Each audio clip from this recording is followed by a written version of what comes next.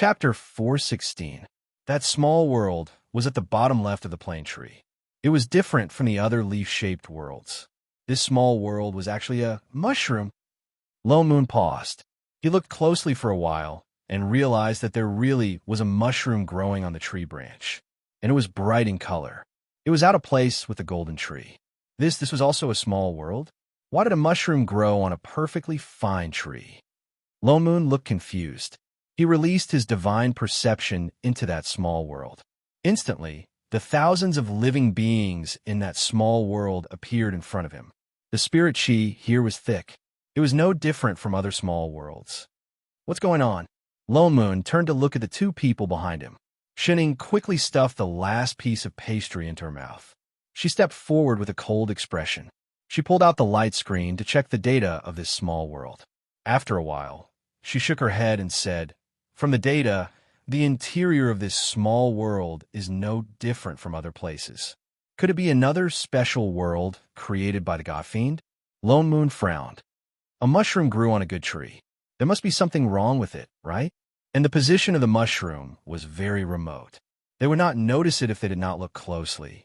Shining frowned. She was about to explain when I Ching seemed to think of something. He said in a low voice, "If there's no problem now, it means that there was only an anomaly when the immortal spring appeared." "What do you mean?" "Father Nyo." I Ching stepped forward and said in a low voice, "Do you remember the anomaly when the immortal spring formed?" "Anomaly? Wasn't it just immortal chi going berserk and gathering into a spring?" He blurted out, "There are many cases of immortal chi gathering in the immortal world, right? It's not really an anomaly. It's like using a large-scale immortal gathering sorcery, advancing to heavenly tribulation," or he suddenly stopped mid-sentence and his eyes widened abruptly, "or ascended from the lower realm." I Ching directly said his last guess. Lone Moon frowned. "You're saying that the immortal spring appeared because someone from the lower realm went through tribulation and ascended." He thought about the scene when the immortal spring appeared. Indeed, the scene of immortal chi gathering was exactly the same as when ascending from the lower realm. That's not right. He suddenly thought of something. If someone ascended, they should have formed an immortal ascension stage. Why did the immortal spring appear? And there was no guiding light to bring them up. Perhaps it failed. I Ching guessed. But why is it such a coincidence that it happens once every 100 years? Ascension wasn't like going to work, and he still had to clock in on time. I Ching frowned. This was also the reason why he could not figure it out. Perhaps this is what makes this small world different. Lone Moon's expression darkened. "It looks like we still have to go to that small world to take a look." "I'm not going." Shen Ying suddenly objected. The corner of Lone Moon's mouth twitched. He glared at her and said, "If we want to find out more about this mushroom, we have to go in and take a look. If you don't want to go, I'll go with Chef, all right?" "No." Shen Ying suddenly stepped forward, blocking his way stubbornly. "You're not allowed to go." "Why?" Shen Ying stiffened. Her expression turned cold again. After a while, she said, "As assistants, you haven't met the passing standards. You don't have the qualifications to handle the plane independently. Be obedient." So what they did before wasn't right. I Ching glanced at Shen Ying and thought of something.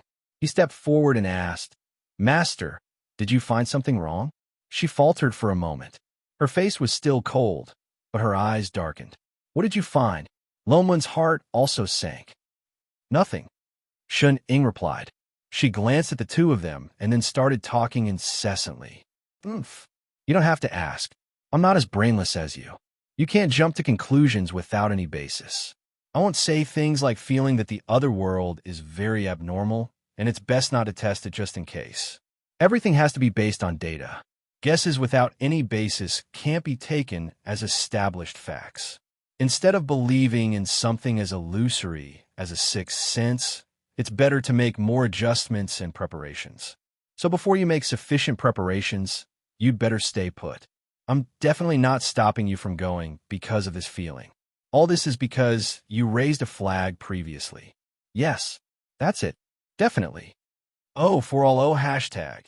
She rattled off a lot of things without panting. She even nodded her head firmly at the end with a determined look on her face. Lone Moon, I Ching, she was worried about their safety. Was that why she stopped them? Would she die if she spoke nicely? Who did she learn such an awkward personality from? The two of them looked at each other speechlessly. After a while, they both sighed, on account of her young age. Then let's not go. I Ching nodded. I'll think of other ways. Lone Moon shook his head too. He had to trust Shun Ying's feelings. Had they believed her? Shun Ying's eyes lit up. She breathed a sigh of relief. Up to you. She snorted and turned her head. This is your own choice.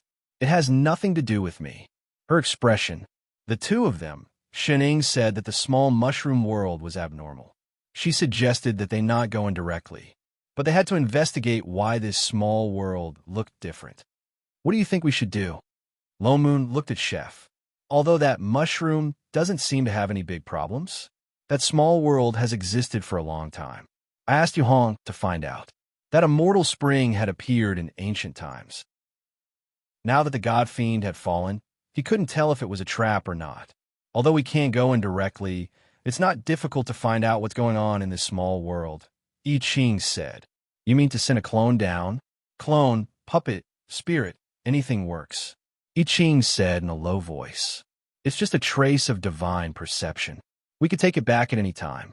Lone Moon nodded. That's true. In that case, I'll ask Boss Lon to make a Dharma artifact that can be attached to divine perception. It'll be safer that way. He frowned and glanced at the stove in front of him, which was filled with all kinds of ingredients. Speaking of which, the next time you talk to me, can you not choose the kitchen? And he was even cooking chili. He almost choked. No, I Ching rejected immediately. He said seriously, Master's body hasn't recovered yet. I have to make more food to help her recover as soon as possible.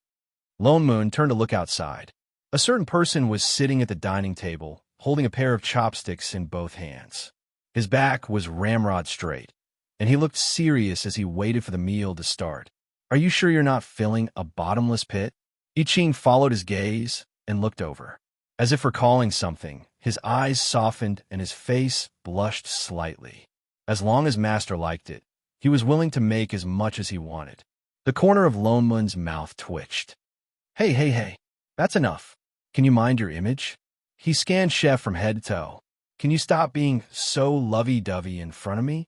Can you understand my feelings as a single dog? I don't want to be fed dog food anymore, okay? We've been together for so long. Do you have to be like this? I Ching was stunned. He dropped the green pepper in his hand. His eyes darkened and he said slowly, Master and I are not like what you think. Like what? Lone Moon was stunned. His eyes widened as he thought of something. You're not going to say that you weren't together in the past, are you? I Ching picked up the green pepper that had fallen. Chapter 417. Holy shit. Was he blind before? Wait. When we were in that plane, didn't you? Shun Ying admit it herself. That was just a temporary measure Master used to get Elder Shun to agree to let her come back here. That means... Lone Moon's eyes widened. You actually haven't gotten her yet? I Ching stiffened. He lowered his head and began to pick up the chilies in his hands one by one. He was almost turning them into chili paste. Air. No wonder he had never smelled dog food before. He turned to look at a certain someone who was almost burying his head in the chili and patted him on the shoulder. Then you have to work hard. Try to win her heart before Shun Ying recovers. I Ching was stunned. He finally turned his head from the pile of chilies. He asked subconsciously why. Isn't that obvious? Lone Moon sighed and said earnestly, After all, she's getting older. She's not that easy to trick. If he didn't get her while she was still young and ignorant, when would he get her? Let me tell you, it's better to get a girl sooner rather than later. What's more, her mental age is only 15. Who knows? You might even be her first love. Lone Moon advised as if he had been through it all. Don't blame me for not reminding you. If you don't make a move now, she'll probably get cheated by another wild man. I Ching panicked and retorted subconsciously, No. Master promised him that he would prioritize him. All right, even if there's no one else. He continued to persuade. When she fully recovers, think about it. With Shun Ying's original personality, it's not that she doesn't like you. She probably can't be bothered to like you. That seemed to make some sense. I got it. That's right. Lo Mu nodded. He finally found some familiarity with his father. Wait, he seemed to have tricked something. Chef just said that Shuning pretended to be a couple with Chef because she wanted to come back. Then didn't he get beaten up for nothing? Flips table. Degree, Shun, Ing. Late at night. Invincible heavenly palace. Rear hall. Shuning gulped down the fruit juice that Chef handed to her. Her eyes were wide open. After a while, she handed the empty cup over. I've tried it, and it's not bad. She couldn't help but smack her lips and add, if you have any new products that you want to try, take them out quickly. I won't be able to try them when I'm asleep. I really want to have another drink, but I can't say that. Ex-winky face, I Ching stared blankly at her sparkling eyes and laughed softly. His heart softened instantly. He turned and poured her another cup. Then I'll have to trouble Master to help me try again? And she nodded solemnly and gulped it down in a few gulps. She licked the corner of her mouth, and her eyes shone even brighter. I Ching did not pour any more. He took the empty cup from her hand and put it away. You shouldn't drink too much of this sweet juice, or it will affect your sleep. As he spoke, he subconsciously tugged at his sleeve and habitually wiped the corner of her mouth that was still stained with the sweet juice. Shun Ying's body stiffened. She forgot to put down her already empty hand and kept it in a raised position. But her face quickly turned red as if it was burning. Her heart also started beating uncontrollably. Calm down, calm down. This was her boyfriend. This was normal. She wasn't shy at all. And definitely not. Asterisk Omega, asterisk. Speaking of which, he seemed to have stayed longer than usual today. Could it be? I Ching was thinking about what Father Nyo had said, that she would be abducted by a wild man. He did not notice her expression. His hand subconsciously rubbed his sleeve. He hesitated for a while before opening his mouth to confirm. Master, do you still remember? Aren't you going back today? Before he had the chance to ask, Shuning spoke first.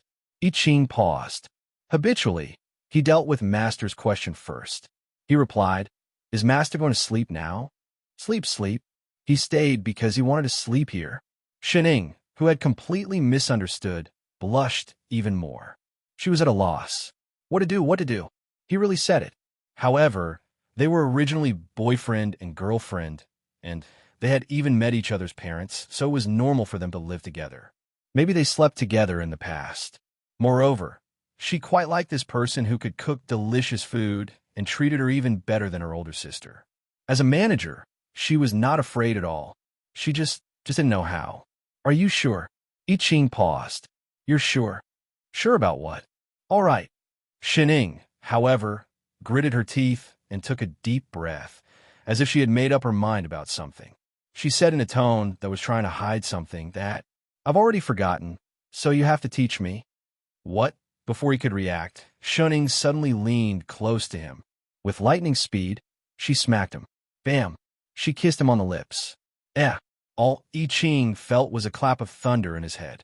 His vision went white for a moment, and he could vaguely hear some heavenly music ringing in his ears. Mas! Before he could finish speaking, Shuning suddenly turned him around and pressed him down on the bed behind him. Following that, she climbed up on all fours and sat on top of him. She grabbed his collar and pulled it open, her eyes widening. It was exactly the same as when she saw food in the past. He looked delicious when he wasn't wearing any clothes. His chest felt cold, and I Ching finally reacted. His entire body was as red as a cooked shrimp. Even his chest, which had been pulled open, was dyed red. Mas, Master, you're sleeping. Shuning answered seriously, still with that cold little face, but there was a slight tremble in her hands. Fulfilling the duties of a girlfriend. Such strong muscles. They were named by him. He could touch them. The next moment, a pair of small, slightly cold hands caressed him. I Ching's entire body froze. His entire body followed her movements uncontrollably, igniting a strange flame that was even hotter than his true phoenix fire. It was as if it was going to burn him to ashes.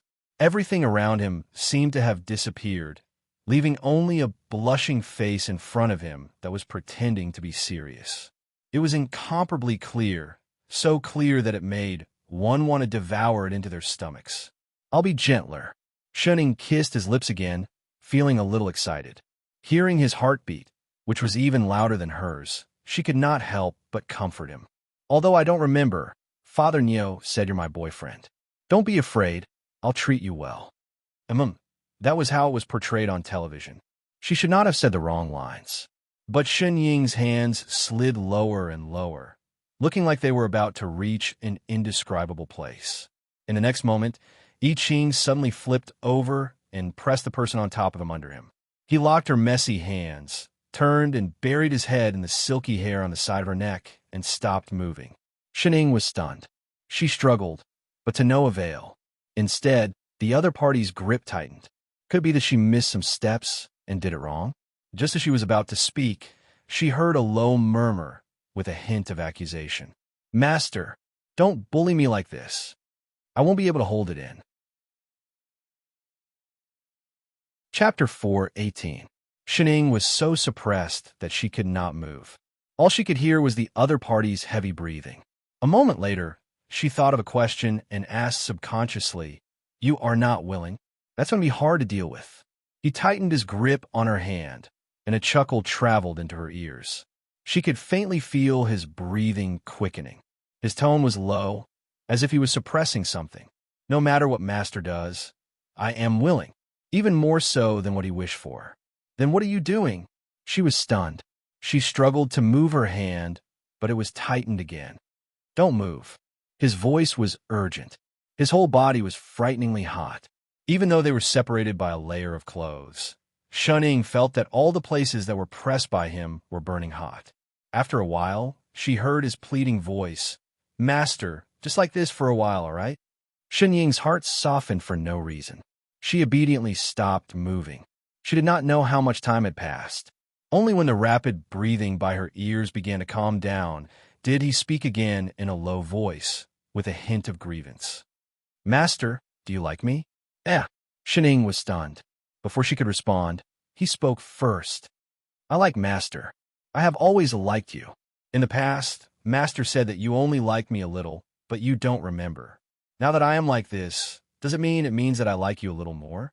Shen Ying, who had received an unexpected confession, stiffened. Her already red face became even redder, and her heart beat faster. She panicked. What should she do? This was the first time she had received a confession. She did not know how to answer. After a while, she squeezed out a voice. My sister said that as women, we must be brave to do and take responsibility. It is the same for matters of the heart. Besides, there is no one in this world who can force me, or except for my sister. Since I have already admitted that you're my boyfriend, of course I like you. Don't worry, I will take responsibility for you. The person in front of her stiffened. In the next moment, his whole body trembled slightly, as if he had heard some great news. Even though his face could not be seen, his whole body was filled with joy. I Ching did not reply. He only called out to the person in his arms over and over again. With a thick nasal voice, he said, Master, Master, Master. Each sound was heavier than the last. It was as if someone was knocking on his heart, causing his heart to tremble. Shen Ying suddenly felt even hungrier. She subconsciously asked, Can we continue? It was a little heavy. She preferred to be on top. The person in front of her was stunned. After a while, she finally moved. In the next moment, something imprinted on her forehead. Not now. Huh? Shen Ying stared blankly. He had already taken off his pants, and he still wouldn't let him eat. I Ching then got up slightly and looked at the person below him. Her eyes were still watery, as if she was hiding something in the mist. Master is still young. His expression darkened, and he looked straight into her eyes, as if he only had eyes for the person in front of him. Although I'm very happy that you finally responded to me, but I can't take advantage of you like this. Just like Father Nyo said, she was only 15 years old now. Perhaps even she herself did not know if this feeling was real. He could not be so despicable. One day, she would recover, and if that time, Master also admitted it, then he would never let go. I will wait for the day I recover. Huh? Shen Ying was stunned for a moment. Her mind was full of question marks. Didn't Big Sister say that once a man is in bed, he will become a beast, the kind that can't even stop? So she had to choose the best one to take the lead? Why was her boyfriend different? And what did she mean by recover? What did she mean by recover? Could it be? Her heart sank, and her gaze subconsciously looked down. Could it be that when she met the parents, Big Sister really broke a leg, just not that kind of leg? That's why he was unwilling.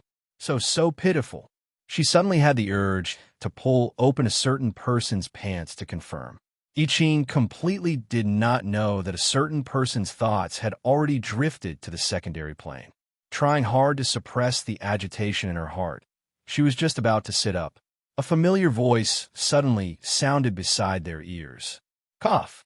Well, Shun 15th, Chef, come to the side hall after you're done. Lone Moon could not find Chef in the side hall. To avoid seeing any unsightly scenes, he decisively chose to send a voice transmission. The divine perception that was sent to the small mushroom world a few days ago has returned. Lone Moon waited in the room for a full 20 minutes before Shening and Chef pushed the door open and entered. Why are you so slow? He looked up. It was only a turn from the back hall to the side hall.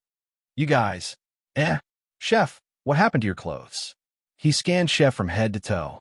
The person who was always neatly dressed in the past had a crooked collar and a tear on the side of his body. Yet he did not seem to notice. I Ching's body stiffened. He subconsciously wanted to look at the person beside him, but resisted the urge. He hurriedly replied, It's nothing. I accidentally cut myself while practicing swordplay. Practicing swordplay in the middle of the night? Lone Moon frowned. I Ching stiffened even more. He could only nod vigorously. Yes. Shening, who was at the side, quietly sat down at the table. With a cold expression that never changed, she pretended not to know anything. Lone Moon did not ask in detail. He pointed to the chair beside him and said, All right, come in quickly. The matter with that mushroom has been investigated. Only then did the two see that there was a figure standing behind him. A figure that looked exactly like Lone Moon. Only his expression was a little dull. He stood there motionlessly. It was the clone that he sent into the small world a few days ago. Lone Moon raised his hand and conjured a seal at that clone. Instantly, a wisp of white chi flew out of his body and entered Lone Moon's palm. And the person who looked exactly like Father Nyo turned into an octagonal bronze mirror in a flash. Lone Moon waved his hand. The bronze mirror immediately emitted a white light. Like a projection, scenes of the lower realm appeared in front of the few of them. I used my divine perception to control this clone to fly all over that small world. Lone Moon explained. What is shown in this mirror is everything it saw in the lower realm. I Ching stepped forward and looked at the scenes carefully. There were mortal realms with thin spirit chi. There were also spirit mountains and blessed lands where cultivators gathered. There were even scenes of cultivators fighting in the lower realm. It could be said that the investigation was very thorough. There's nothing wrong with just looking at the scenes in this picture. I Ching frowned and turned back to look at Lone Moon. When I first looked at it, I also felt that there was nothing wrong. Lone Moon nodded. But after looking at it, I feel that something is missing. What's missing? I Ching hesitated. Just as he was about to ask, Shening beside him spoke first. Missing the river of forgetfulness. Chapter 419. That's right, it's the river of forgetfulness. Lone Moon nodded hard and pointed at the images. This small world actually has no tributary of the river of forgetfulness at all, as if it's completely isolated. I Ching was shocked and opened the assistant's authority to look at the images carefully, but found that the images had not changed at all. Although the ground was lush, there was no aura of the river of forgetfulness below. Why is it like this? There are so many living people in this small world. Not only that, Lone Moon raised his hand and brushed the octagonal bronze mirror. The images in front of him enlarged instantly. The figures that were originally the size of ants appeared clearly in front of him, and their voices were heard. This was a mortal city market. Father Nyo's clone seemed to be sitting in a restaurant. The waiter beside him was recommending good wine. Sir, would you like a pot of our shop's origin green wine? Our shopkeeper personally brewed it, It's been sealed for more than 200 years. Where you could try the scorching red wine, 100-year-old wine, also brewed by our shopkeeper. With that said, he pointed to the bearded shopkeeper at the door. 200 years. I Ching was shocked. This person is immortal. Lone Moon confirmed. Immortal without spirit chi or spirit roots. But a mortal's lifespan is not more than 100 years. How did he? He stopped mid-sentence. As if thinking of something, his eyes widened suddenly. Because of the river of forgetfulness. That's right. Lone Moon nodded. In this small world, be it mortals or cultivators, they all seem to be out of samsara. I Ching's expression darkened. Without the river of forgetfulness, ghosts could not enter samsara after death. Could this place be the same as Song Ren's world? No, it's not the same. Lone Moon shook his head. Song Ren's plane was repaired and caused chaos in the river of forgetfulness. But there is no river of forgetfulness flowing through this world, as if it was deliberately bypassed, completely isolated. Everyone in this world has no concept of death, and there are no newborns. So they don't die. Yes. Lone Moon conjured another seal and brought up the scene of two cultivators fighting. Both of their cultivations were not low, both soul formation cultivations. Those attacks were clearly very fierce. Some were even fatal, but both of them showed no signs of dying, no signs of their souls leaving their bodies. The more I Ching looked, the deeper his frown became. If this goes on, I'm afraid the people of this small world, they will all disappear. Lone Moon sighed and kept the copper mirror. Shorty had once said that every soul had a limited amount of time in the world. The longer it was, the more it would deplete the soul. The so-called cultivation technique was actually just to strengthen the soul body and allow it to stay longer. Only the river of forgetfulness could mend one's soul. So the first and final destination of all living beings in the world was the river of forgetfulness. In this mushroom world, everyone seemed to be immortal, but their souls were slowly being consumed. One day, they would completely disappear. Why is this small world the only one that is isolated? Shorty couldn't have forgotten. I Ching turned to look at Shuning. Master, what do you think? Shuning frowned. She raised her hand and tapped on her wristband. Instantly, a screen appeared.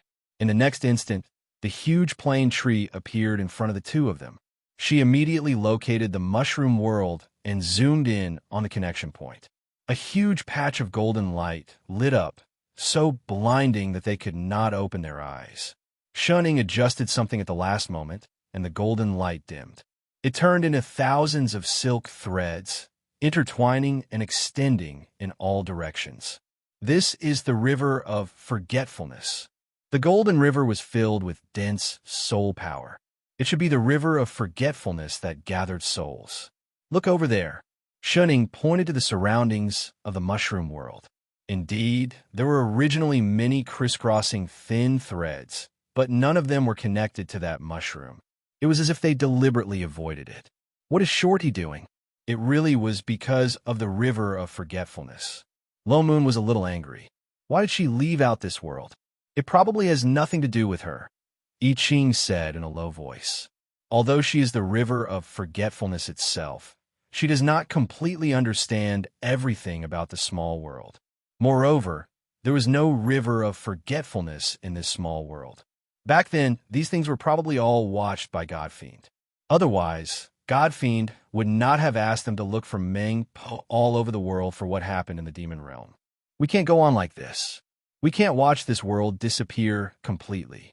Although it will not affect other small worlds, Lone Moon said in a low voice. Who said it won't affect other small worlds? Shinning glared at him coldly. What do you mean? Lone Moon was stunned. She then reminded him seriously. Did you forget that there's still that door? Realm door. I Ching was shocked. He immediately remembered. Indeed, although this world seemed to be isolated and had completely broken away from samsara, which meant that no souls would enter this world. But as long as the realm door could be opened, people from other small worlds could completely break through the void and enter this world. Didn't you say that cultivators above the soul formation stage could open the mortal realm door? if they opened a realm door to this small world? Shining turned and glanced at the two of them. What will happen? The two of them were shocked. Above the soul formation stage was the realm of ascension. If they suddenly entered a world without death, then they will think that it is the immortal world, and they would not even think of leaving. Shining nodded. These two assistants had quick reactions. They deserve to be praised. What should we do next? Do you need me to remind your pig brains again? I Ching, Lone Moon, Shundis 15. When he wasn't dissing people, it was still possible to communicate. All right, I'll go to Qingyu's place at the back of the mountain and inform Shorty. Lone Moon took a deep breath and stood up. He did not want to argue with a 15-year-old brat. Tomorrow, I'll go to this small world and reconnect the river of forgetfulness. With that, he turned around and walked out of the door. The room instantly quieted down, leaving only the master and disciple. I Ching's heart trembled for no reason. The burning feeling that he had suppressed earlier was showing signs of recovering, and the side of his face began to redden again. He turned to look at Xiaoning, who was still sitting at the table. Master, Xiaoning didn't reply. She stared at the plain map on the screen, deep in thought. Master, he could only call out again. We can go back now. He tried to steady his voice and said in a low voice, It's late. I'll send Master back to her room. Shun Ying's body stiffened. After a while, she stood up slowly and walked to I Ching's side. Oh! I Ching clenched his fists and took a deep breath. After hesitating for a while, he seemed to muster up all his courage and quickly reached out to grab her right hand. Then, he held it tightly and walked out the door. Let's go. Shining was stunned for a moment. Thinking of the unfinished exercise just now, she could not help but blush slightly. As she walked, she subconsciously looked down at a certain person's lower body. It can't be true, right? A while later, Chef. Why don't you take off your pants and let me take a look? What if it's already healed? I Ching's foot stumbled. He lost his balance and fell forward. Chapter 420. Father Neo brought little Shorty to the mushroom world to mend the river of forgetfulness. He left for a few days.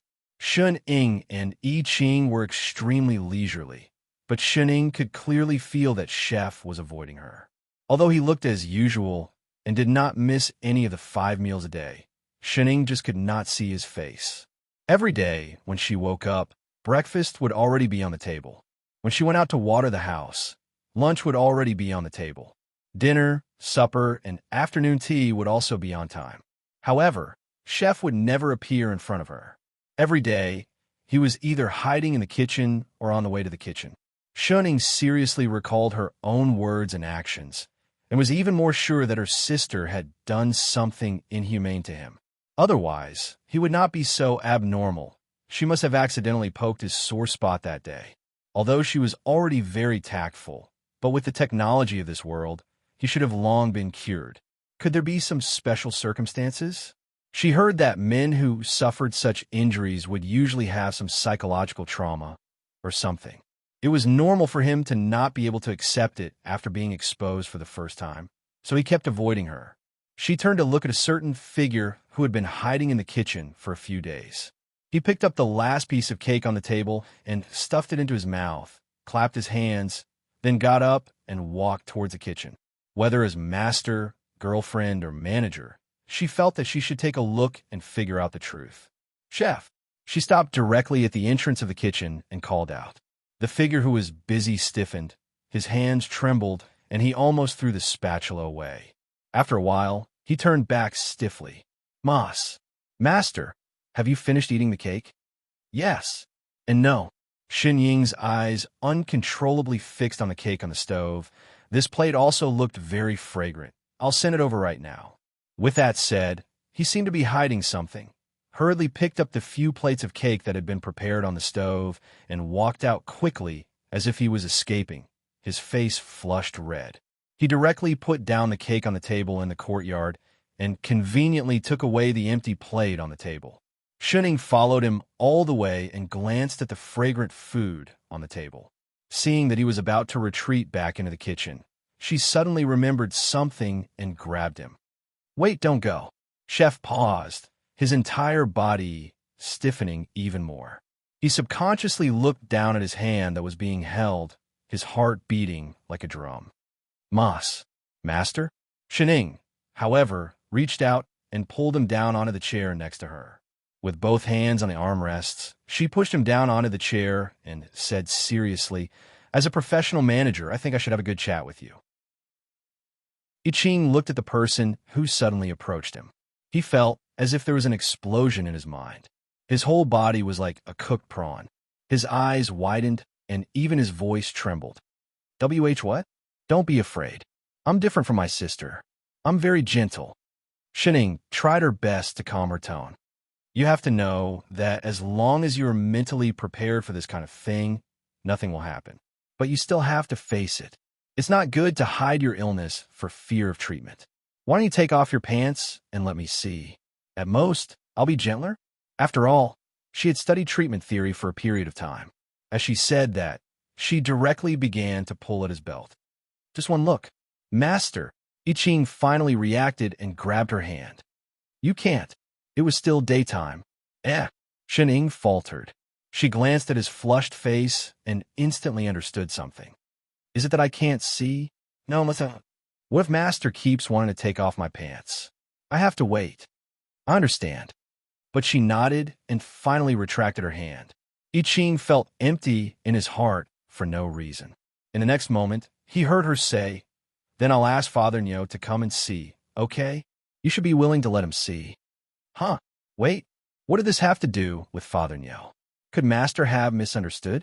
He and Father Nyo, I don't remember anything in the past. But your relationship with him seems to be better than mine.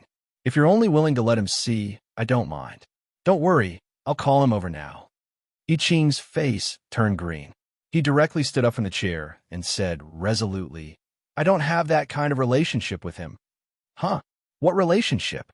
Anyway, I only have Master in my heart, although now is not the time. He grabbed Xin Ying's hand. As if he was being forced, he said loudly, word by word, but other than you, I will definitely not let anyone else take off my pants, including Father Nyo. Shunning, Lone Moon, who just entered the door. Did he enter the wrong place? Winky face asterisk. What are you doing? Lone Moon could not help but ask. He looked at the two in front of him with black lines on his forehead. The two faltered and then turned back.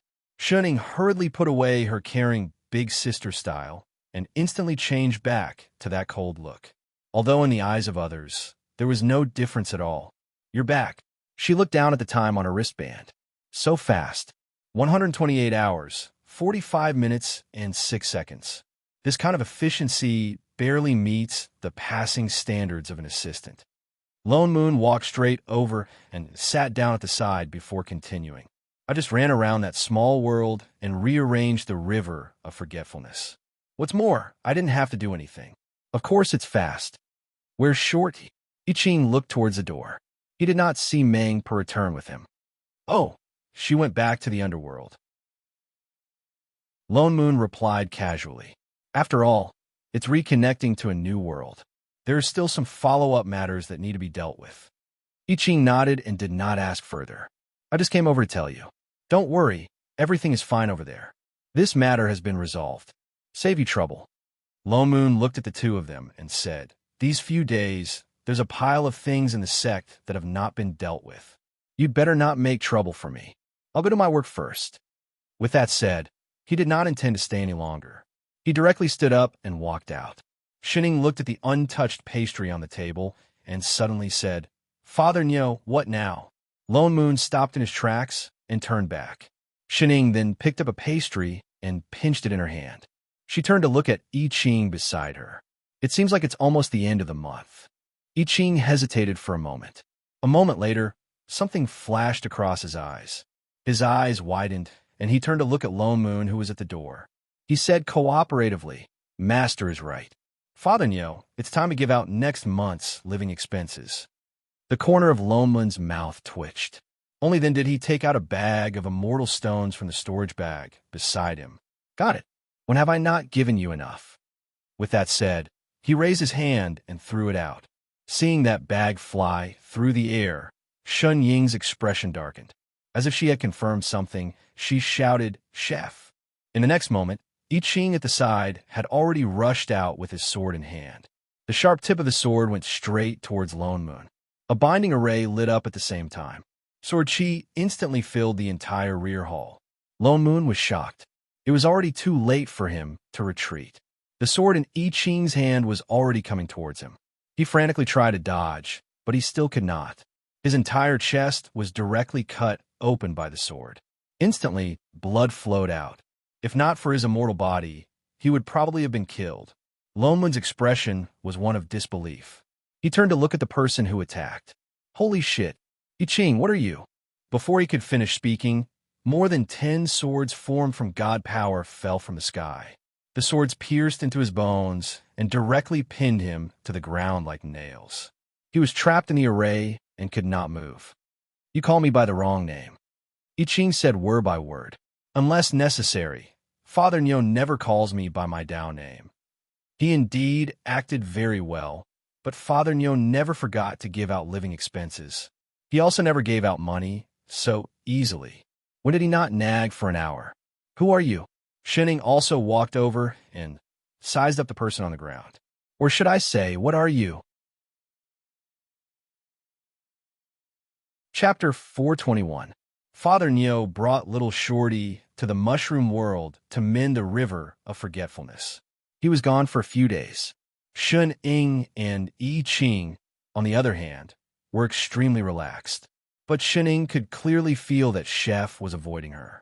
Although he looked like he was doing as usual and did not miss any of the 5 meals a day, Shun Ying just could not see his face. Every day, when she woke up, breakfast would already be on the table. When she went out to water the house, lunch would already be on the table. Dinner, supper, and afternoon tea would also be on time. However, Chef would never appear in front of her. Every day, he was either hiding in the kitchen or on the way to the kitchen. Shun Ying seriously recalled her own words and actions, and was even more sure that her sister had done something inhumane to him. Otherwise, he would not be so abnormal. She must have accidentally poked his sore spot that day. Although she was already very tactful, but with the technology of this world, he should have long been cured. Could there be some special circumstances? She heard that men who had been hurt like this would usually have some psychological trauma or something.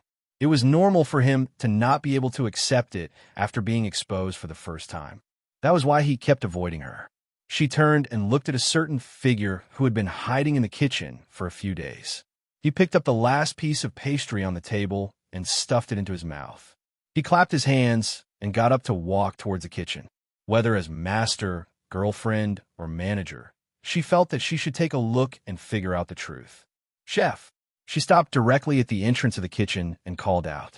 The figure who was busy stiffened. His hands trembled, and he almost threw the spatula away. After a while, he turned back stiffly. "Mas, Master, have you finished eating the pastries?" "Yes, and no." Shun Ying's eyes uncontrollably fixed on the pastries on the stove. "This plate looked very fragrant, too. I'll send it over now." With that said, he seemed to be hiding something. He hurriedly picked up the plates of pastries that had been prepared on the stove and walked out quickly, as if he was escaping. His face could not help but flush. He directly put the pastries on the table in the courtyard and took away the empty plate on the way. Shun Ying followed him and glanced at the fragrant food on the table. Seeing that he was about to retreat back into the kitchen, she suddenly remembered something and pulled him back. "Wait, don't go."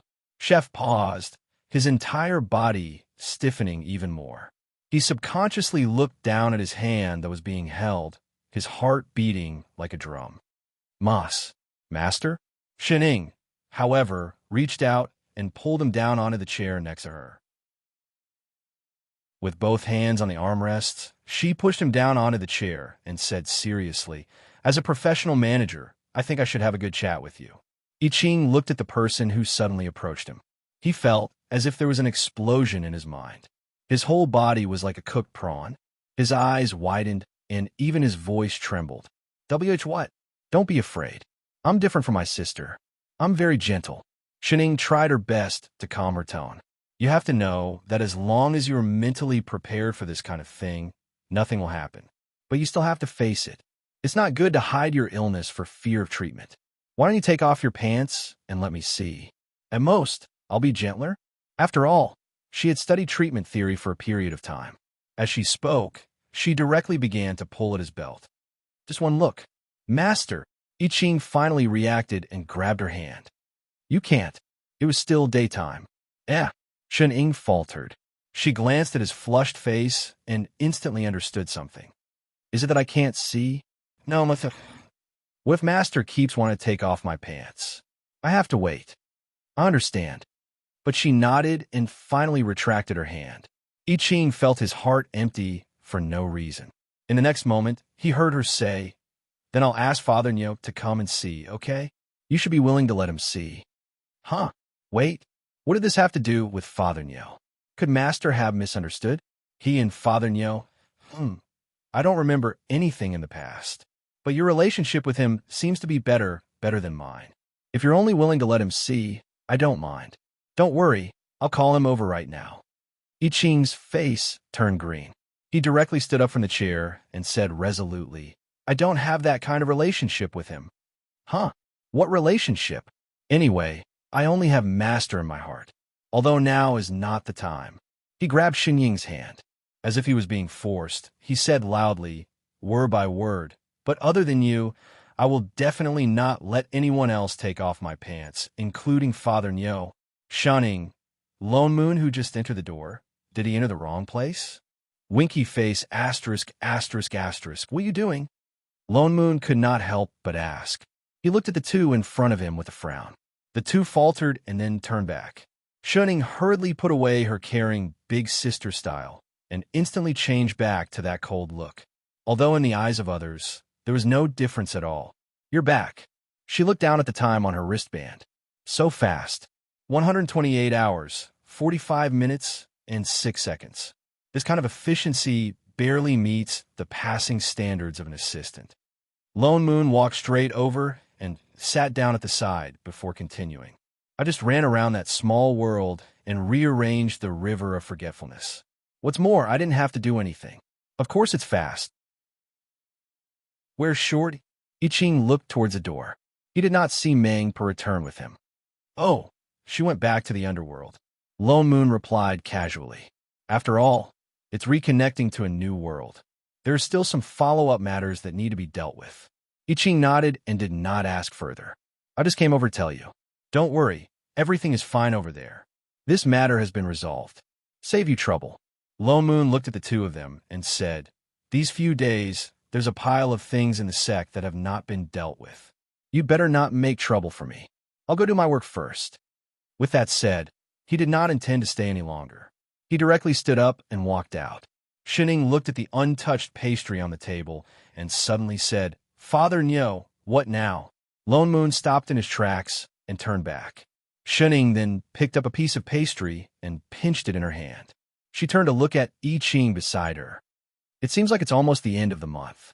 I Ching hesitated for a moment. A moment later, something flashed across his eyes. His eyes widened, and he turned to look at Lone Moon, who was at the door. He said cooperatively, Master's right. Father Nyo, it's time to give out next month's living expenses. The corner of Lone Moon's mouth twitched. Only then did he take out a bag of immortal stones from the storage bag beside him. I know. When have I not given you enough? With that said, he raised his hand and threw it out.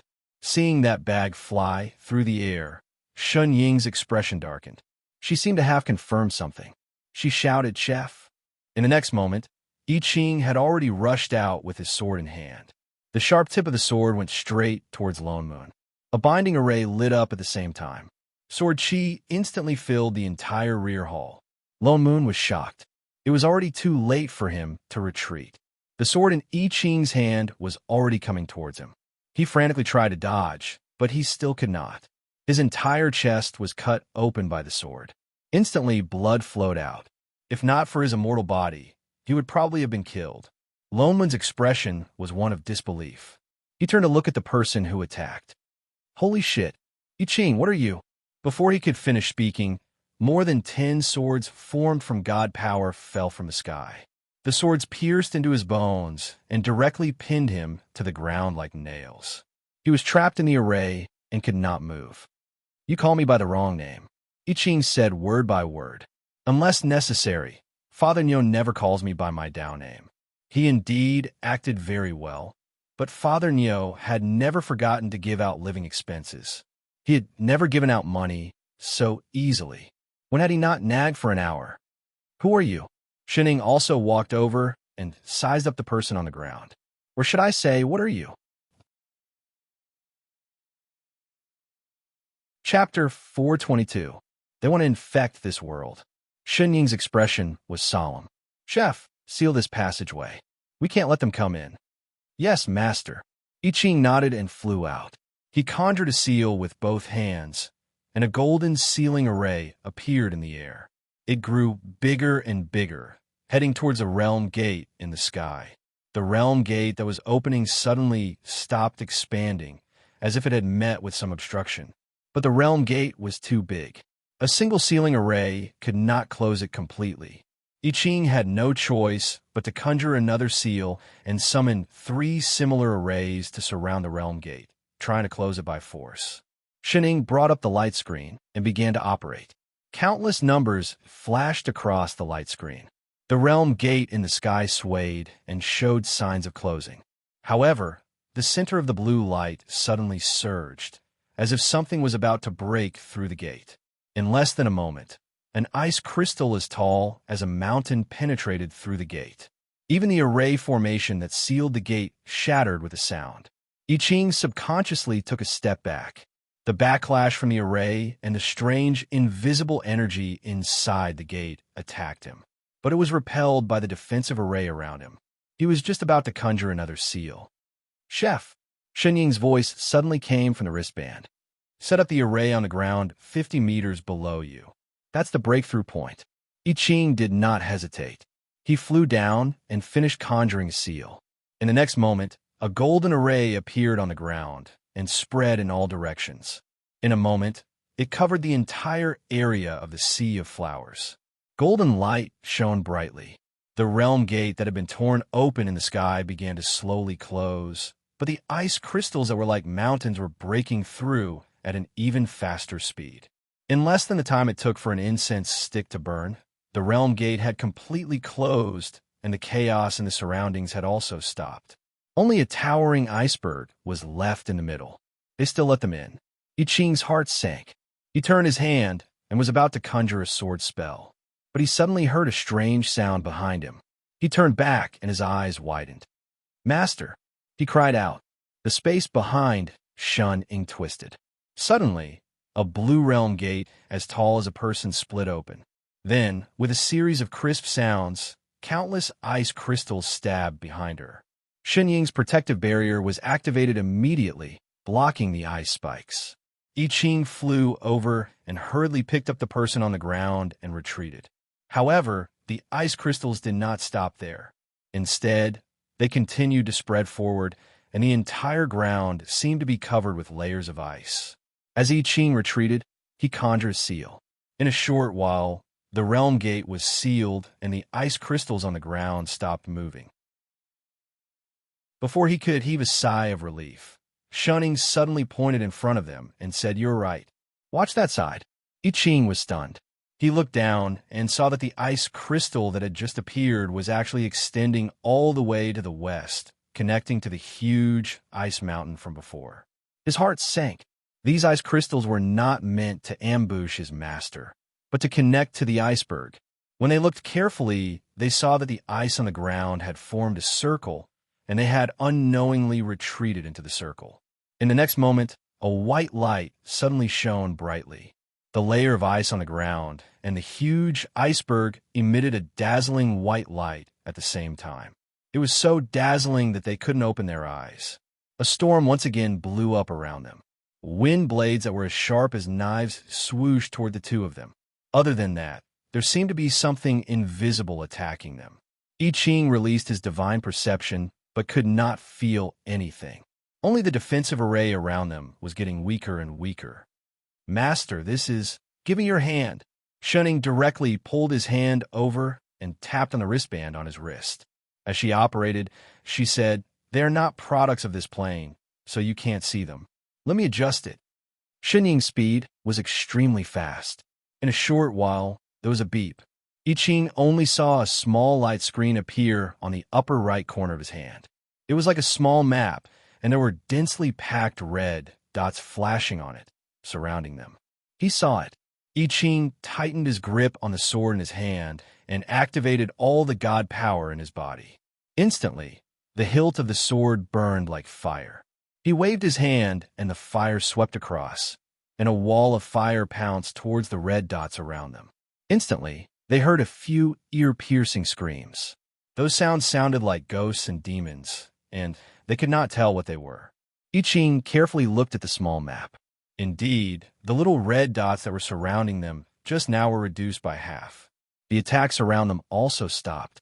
The red dots began to wander about tens of meters away from them, as if they did not dare to come any closer. Iching changed his hand seal and summoned a rain of thousands of swords. He attacked the red dots in the direction of the red dots. Instantly, countless screams sounded again. The red dots on the small map dimmed one by one. Not a single one was left, but there would still be one or two red dots appearing on the edge of the small map. But before he could attack, they would disappear again. Iching frowned. It seemed like the detection range of his wristband was limited. These invaders seemed to have noticed this as well, so they purposely kept a safe distance. He looked down at the person in front of him, who was still calculating something with a serious expression. He gritted his teeth. But he could not leave Master here alone and directly chase after them. He clenched his fist by his side.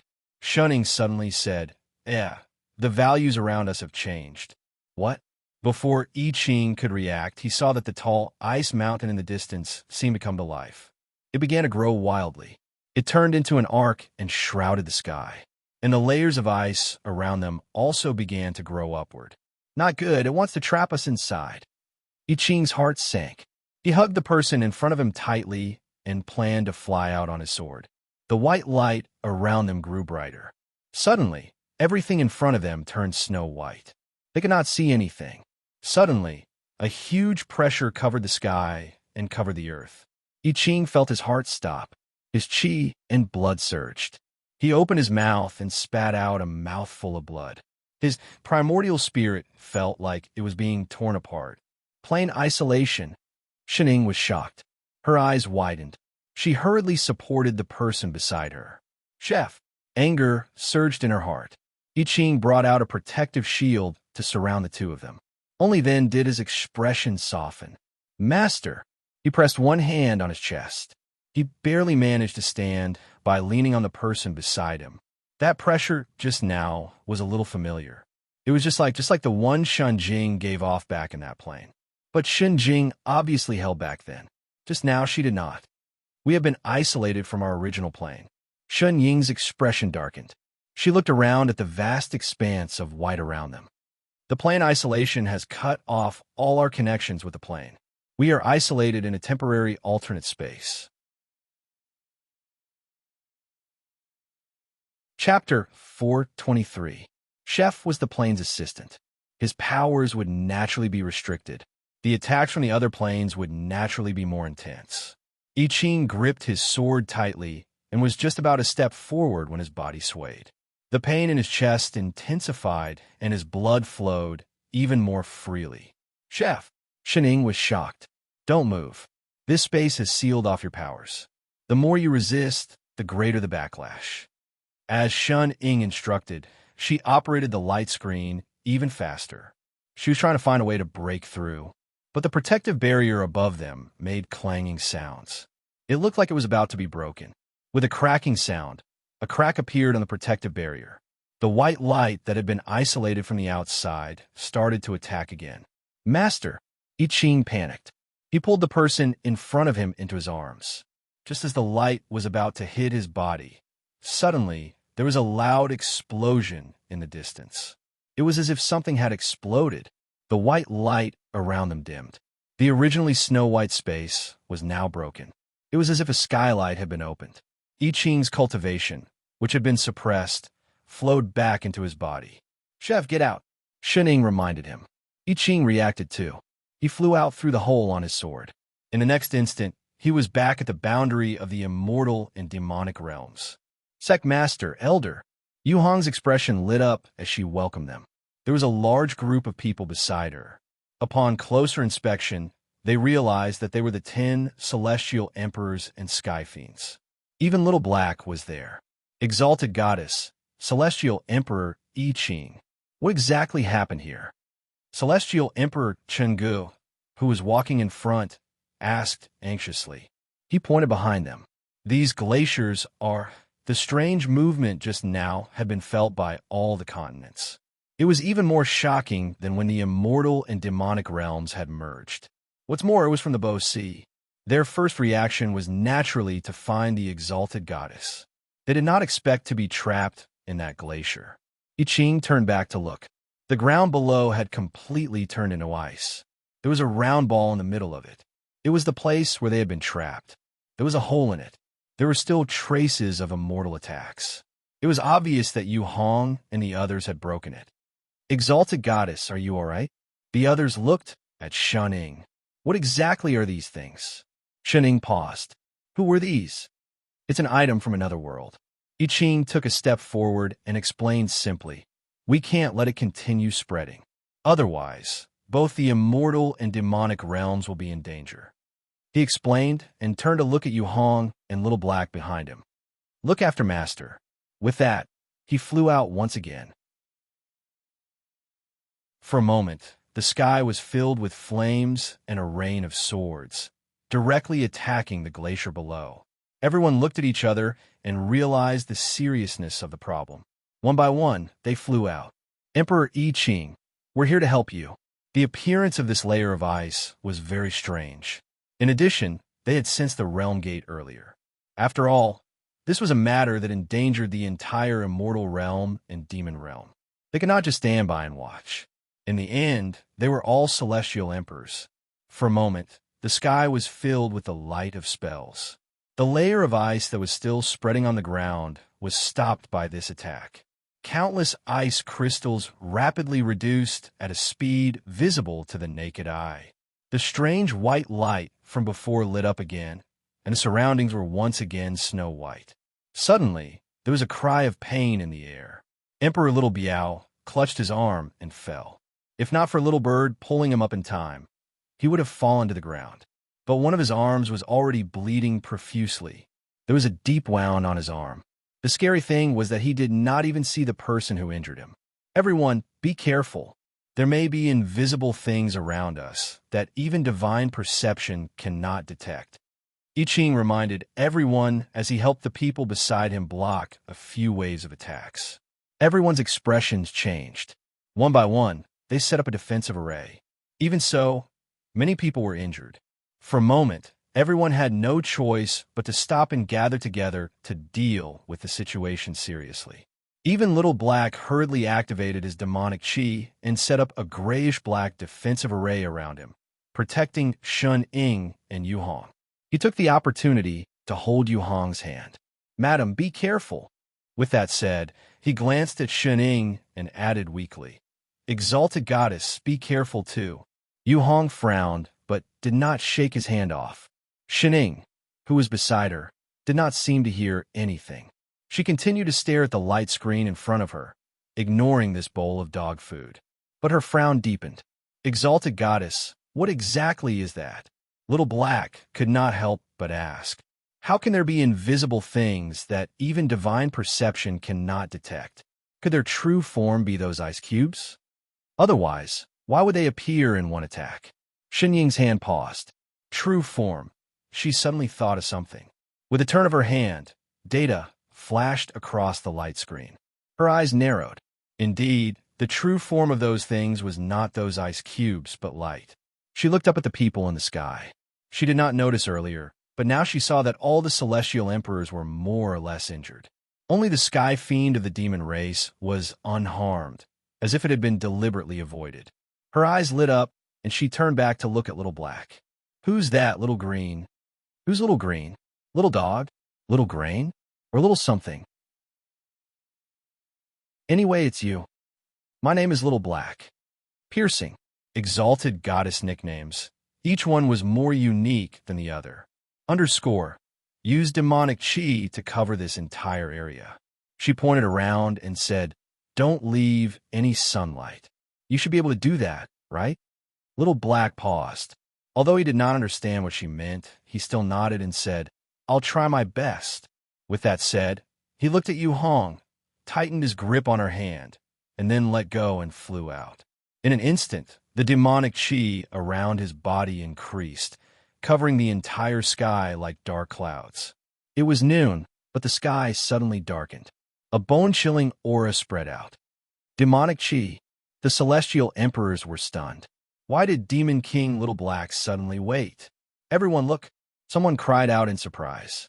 Everyone looked over, only to see that the originally empty surroundings, under the influence of the demonic chi, actually began to form faint circles of shadows. They still could not see their faces clearly, but they could already make out blurry human figures. The Sky Fiends immediately reacted. Quick, release the demonic chi, force them to reveal themselves. The demonic chi on the 10 Sky Fiends also surged out. Previously, they were worried about the celestial emperors of the immortal world, afraid of accidentally injuring them, so they held back. Now that the demonic chi could force those invisible things out, they naturally did not hold back anymore. In an instant, the demonic chi flourished. In addition to the fact that this place was already close to the demonic world, in less than a moment, the surroundings darkened. The thick, almost black demonic chi filled the entire area, and the blurry figures in the sky also became clearer. Slowly they could see their silhouettes, figures, and faces when they completely saw the figures around them. Everyone froze, their eyes widened in disbelief, and they all exclaimed in unison, Lone Moon, it's Father Nyo. So many Father Nyo. Chapter 424. There were hundreds of figures surrounding them, but they all had the same face, a face that was exactly the same as Lone Moon's. How did Elder Lone Moon do this? Yu Hong was confused as well. Their expressions and appearances were exactly the same. There shouldn't be so many of them, right? They copied Father Nyo's data. Shun Ying's expression darkened. As she scanned the figures in the sky, she said in a low voice, none of the people who appeared here are real. After the initial shock, the crowd reacted immediately. They attacked again. Now that they could see each other, they finally started to fight back. The sky was filled with the light of spells again. The hundreds of Father Nyo also rushed forward and started fighting with the crowd. Soon, they realized that not only did these people look like Lone Moon, but even their cultivation levels were exactly the same as his. In other words, there were hundreds of young Emperor Sword cultivators in the sky. The crowd broke out in a cold sweat. Although they were all celestial emperors, they could not withstand the combined attacks of hundreds of young emperors. It was still quite difficult for one person to deal with tens of them, especially when they were sword cultivators.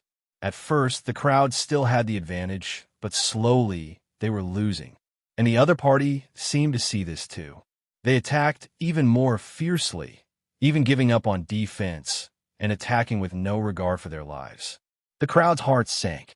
In the next moment, they suddenly heard a dragon's roar. I Ching did not have the mood to continue wasting time. He changed back to his original form, a huge golden dragon, and rushed up into the sky. God power flowed around him as he summoned a sky full of lightning. Like a huge net, he struck the sky full of people who looked exactly the same as him. Following the rumbling of thunder, those figures were like harvested wheat, falling to the ground in large swathes. Dragon race. The celestial emperors were stunned.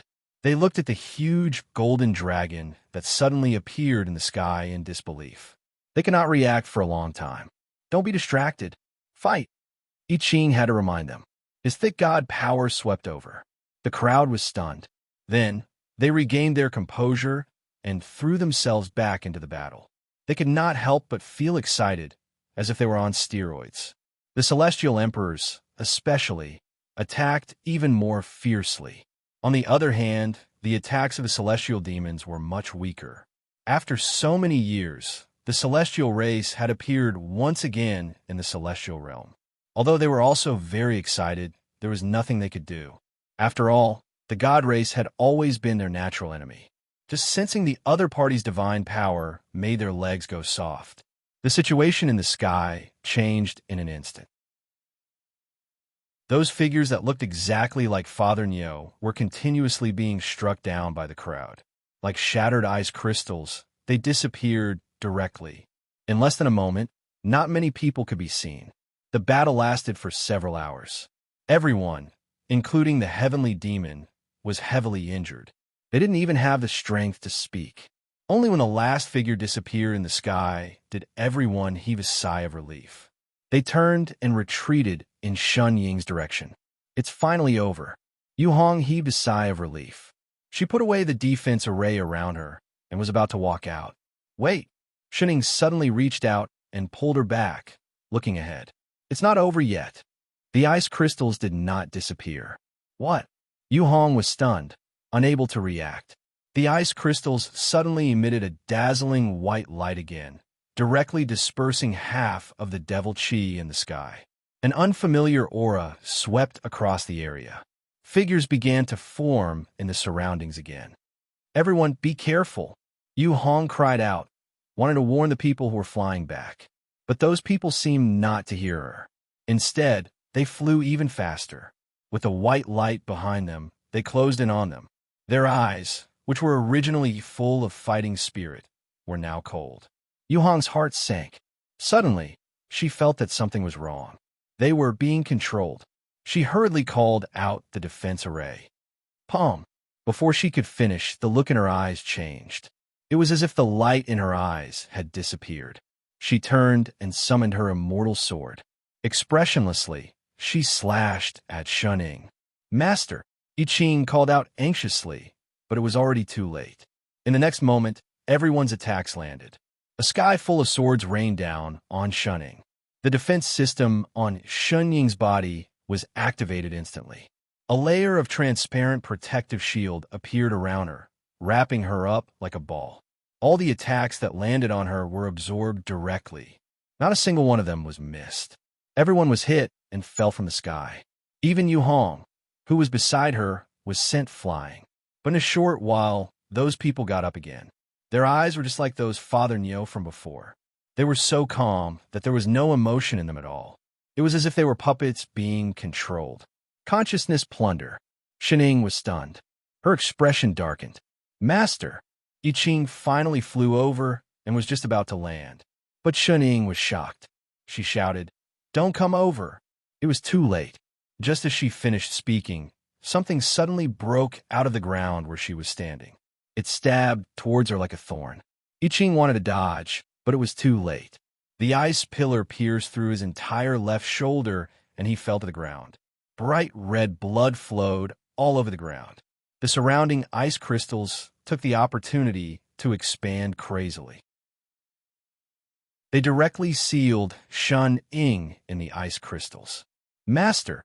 I Ching got up and attacked the ice mountain crazily, but it was completely ineffective. He could only watch as the ice pillar in front of him grew into a huge ice mountain in the blink of an eye. Shun Ying's figure also disappeared inside, and the pressure from before appeared again. I Ching felt the god power in his body empty. He opened his mouth and spat out a mouthful of blood. Shun Ying was already completely sealed in the ice crystals. There was only white around her. Large patches of ice source appeared. The world in front of her had already become a completely white world. It formed a white space that was even bigger than before. It was completely separated from the previous world. No wonder when they were fighting with those Father Neo, the ice crystals did not expand at all. But they did not expect that they had already seeped into the ground. They had already wrapped up the land within a radius of 100 miles. Their goal was to trap her in the plane once again. The assistant's ability came from the manager. As long as she was not in the plane, it would not take much effort to suppress Chef. Manager. Indeed, a familiar voice sounded in the sky. A white figure suddenly walked out of the layers of ice. It was a face that was exactly the same as those people before, but there was an additional familiar aura about it. Shen Ying's eyes narrowed. She heaved a sigh of relief. Finally out. The real Father Nyo's body? She scanned the other party from head to toe. Subconsciously, she touched her wristband. Then, she said coldly, "Intruder, I finally caught you." The other party looked straight at Shen Ying. He broke into a somewhat strange smile. "As long as you disappear, we can completely replace this world." "Oh." Shen Ying still looked cold. Her expression did not change. She only tilted her head and asked, "Are you sure?" Chapter 425. The person opposite her chuckled. His eyes grew brighter as he looked at her, as if he had discovered some treasure. The protection of this plane is indeed very strong. So much so that we prepared for so long, but were still suppressed when we really made the transition to this plane. It's already very impressive that this kind of new low-level plane can do this. If this was our first time crossing planes, you might really have escaped. In other words, this wasn't their first time invading a plane, especially this assistant of yours. He's even more amazing. His abilities are actually not inferior to the managers of other planes. It took us a lot of effort to suppress his consciousness. It's a pity that he hasn't completely controlled his own power. So, he's become our best material. Material? Oh yes, there's another one. He seemed to think of something, and his eyes grew brighter. He looks stronger than this. He'll definitely become a better material. As soon as he finished speaking, the surrounding glaciers flashed, and the scene outside slowly appeared. She saw a man covered in blood, standing in the middle of the glaciers. His body was covered in countless wounds, and he held a long sword in one hand. He stood unsteadily, as if he would fall at any moment. But all around him, there were people surrounding him. There were people who looked like Father Nyo, and there were also celestial emperors and sky fiends whose consciousnesses had been stolen. Yet he seemed to not see those people's attacks. He stubbornly raised his sword and attacked the layer of ice in front of him, as if he was trying his best to save her from the ice. What's more, his abilities seemed to have been sealed. There was no way he could cast spells to block those attacks. So the wounds on his body grew more and more serious.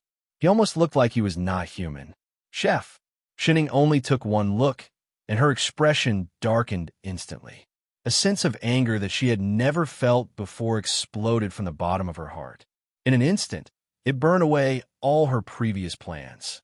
F***CK, your rationality. She suddenly laughed and slowly raised her head to look at the familiar face in the sky. An aura that was even colder than the surrounding glaciers instantly exploded from her body. Even her voice carried a hint of danger. "You. Very good. Very good to the point that she couldn't help but lose her temper. He'll become one of us soon." The person in the sky was still smiling. "Just like this plane? How did the energy in your body suddenly?" "Impossible, I clearly sealed it." The light screen around Shen Ying dimmed. Even the defense around her was retracted. The ice crystals around her could not get close to her at all. Something terrifying seemed to explode from her body. The ice crystals around her were like chopped chives, breaking in half.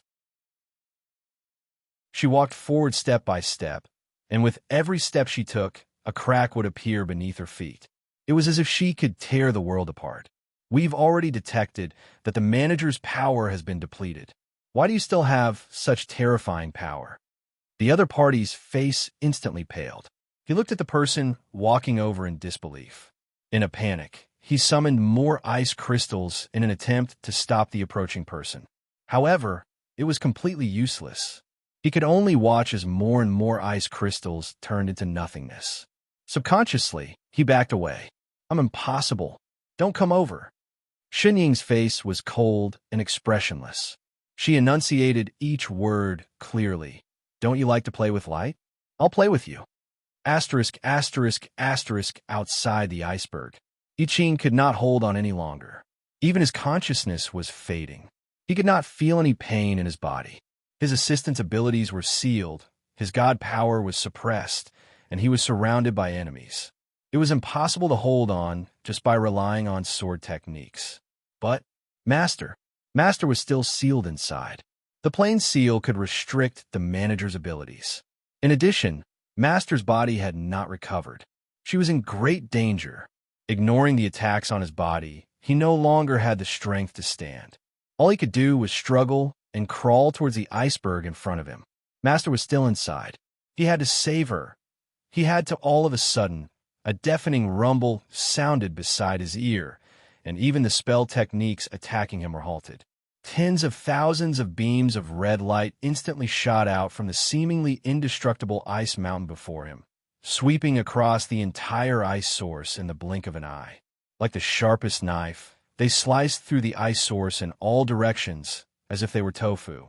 The originally tall iceberg suddenly collapsed, turning into large patches of light spots. They disappeared at a speed visible to the naked eye. All that was left was a sky full of red light, and the figure that was slowly walking out of the red light. Master! I Ching was stunned. He looked at the familiar figure that was slowly walking towards him. Suddenly, he felt his eyes warm up. It was as if something had swept across the side of his face. It was indeed Master. She was fine. That was great. Xinying's expression was as cold as ice. It was as if all the ice that had disappeared had gathered on her face. Her whole body was emitting some kind of terrifying aura. She walked directly in the direction of Chef and raised her hand to touch his forehead. I Ching only felt that the energy that had been suppressing him just now disappeared. The power that belonged to him flowed back.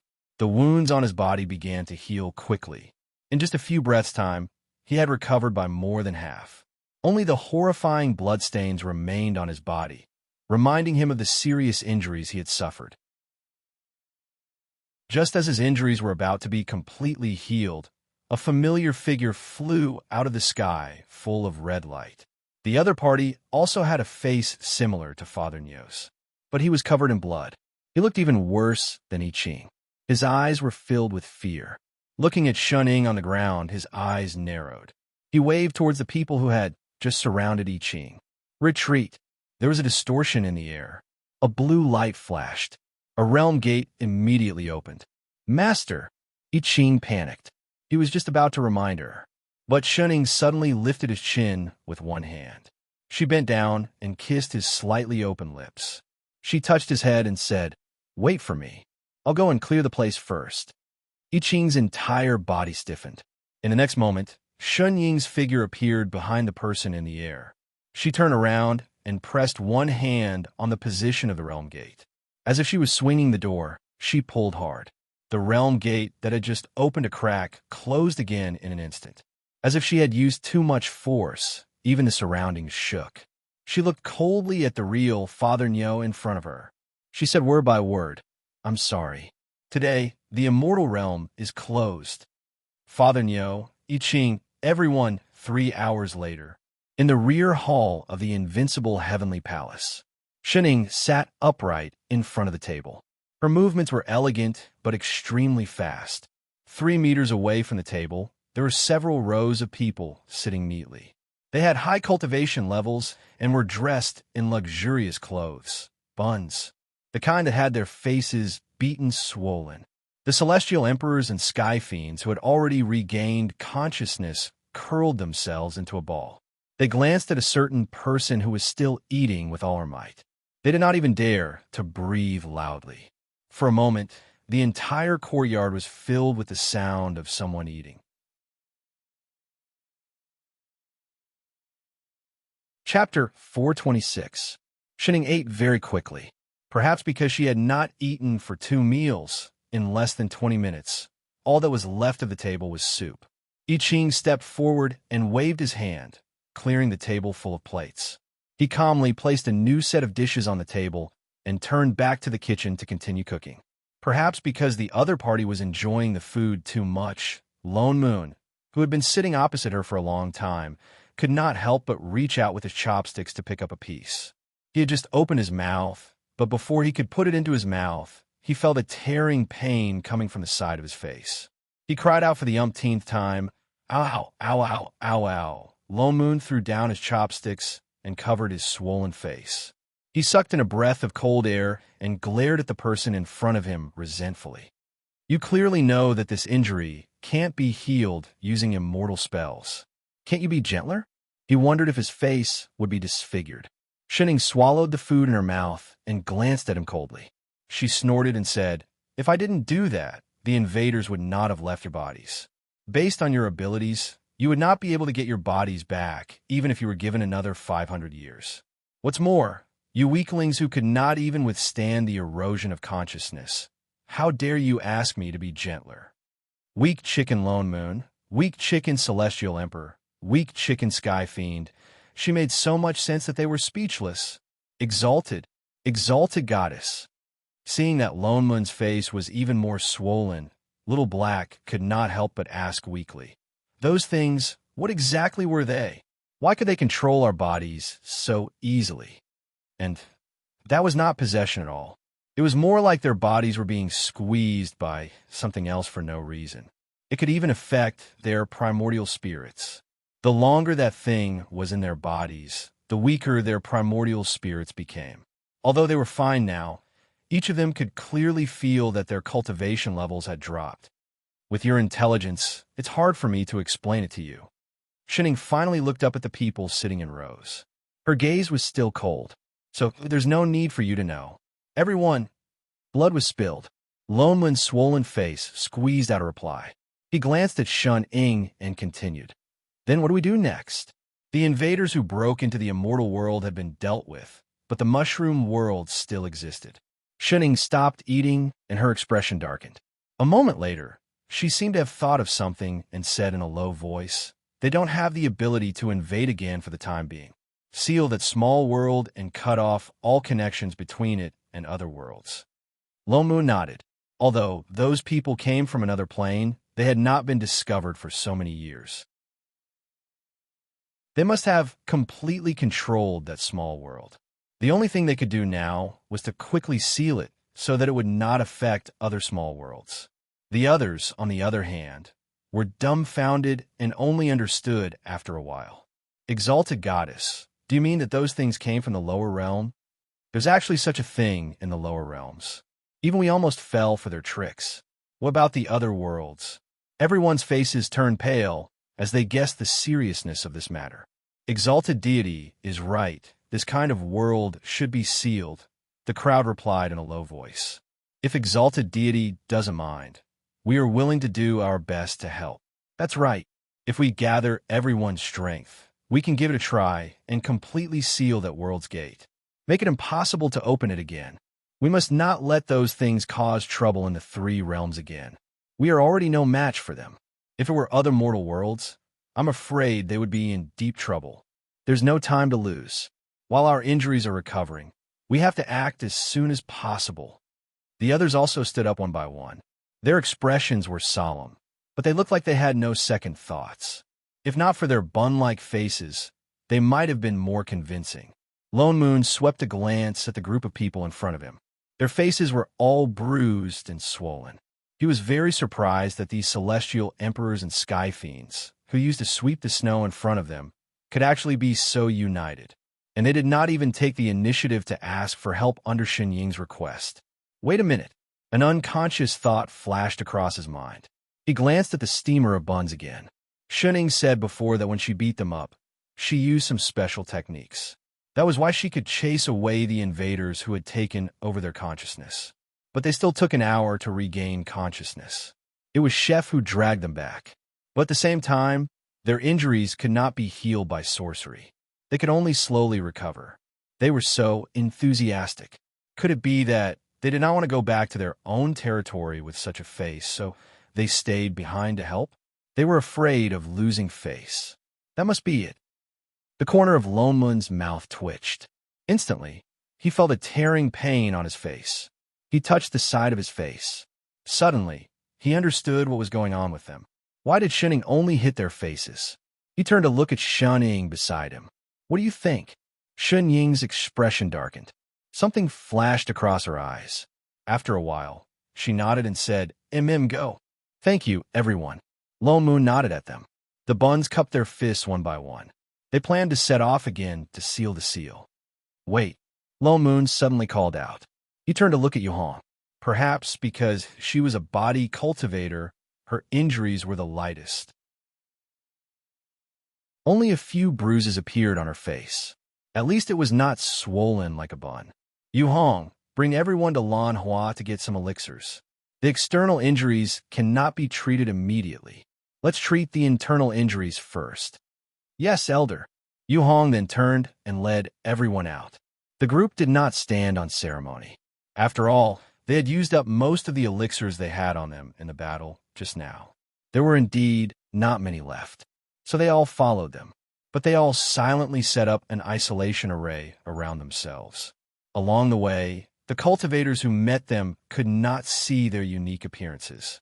But their sorcery was only effective on people with lower cultivation levels than them. As for how Lan Hua would mock them when he saw them, Lone Moon did not know. He would probably laugh for a year. Only when everyone had left did Lone Moon turn to look at Shuning. Thinking of something, he said worriedly, "Shuning, I feel that the invader controlling me is different from the others." Shuning turned to look at him. Lone Moon frowned. He did not know if it was an illusion. Logically speaking, he was different from the others. Ordinary invaders would not easily take over his consciousness. But there was something special about that person. I feel that his body has an energy similar to mine. It was very similar, but completely different. An assistant seal? Shuning suddenly spoke up. Lone Moon paused. That energy is an assistant seal. Your senses are right. He is indeed not an ordinary invader. Then he is an assistant from another plane? What? Why would an assistant from another plane do this? Plane invasions are not as simple as you think. Shuning looked like she was used to it. It is not only when ordinary people from another plane cross over. In other words, it was also possible that it was an invasion from the entire plane. Holy shit, this was practically the start of a war.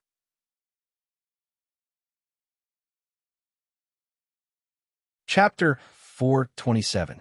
Then it's not enough to just seal the realm gate, right? Lone Moon asked. Even the plane assistants were here, and in pairs too. Who knew what other tricks they had up their sleeves? Shuning nodded. She glanced at the dishes on the table. Something flashed across her eyes. She put down her chopsticks and stood up. We have to completely separate that small world from the plane. And they can't do this. You have to do it. Me? Lone Moon was stunned. Chef just walked out of the kitchen. He turned to look at the half-eaten dishes on the table and frowned. What do we have to do exactly? Not here. Shuning continued. We have to go to the main control ground first. That small world can be easily separated from there. But you have to completely control the assistant's abilities. Main control? What was that? I Ching was stunned. He suddenly thought of something. Master means to go back to the divine realm. She nodded. Then what are we waiting for? Lone Moon directly turned and opened the space transportation. There's no time to lose. Let's hurry over. Just as he was about to go in, he realized that Shuning was standing on the spot. He was stunned. Shuning, let's go. Are you deaf? I've said it before. This matter, you guys can do it. What do you mean? Lone Moon was stunned. Shuning suddenly smiled at them. For a moment, it was as if all the frost on her face had melted. It warmed their hearts for no reason.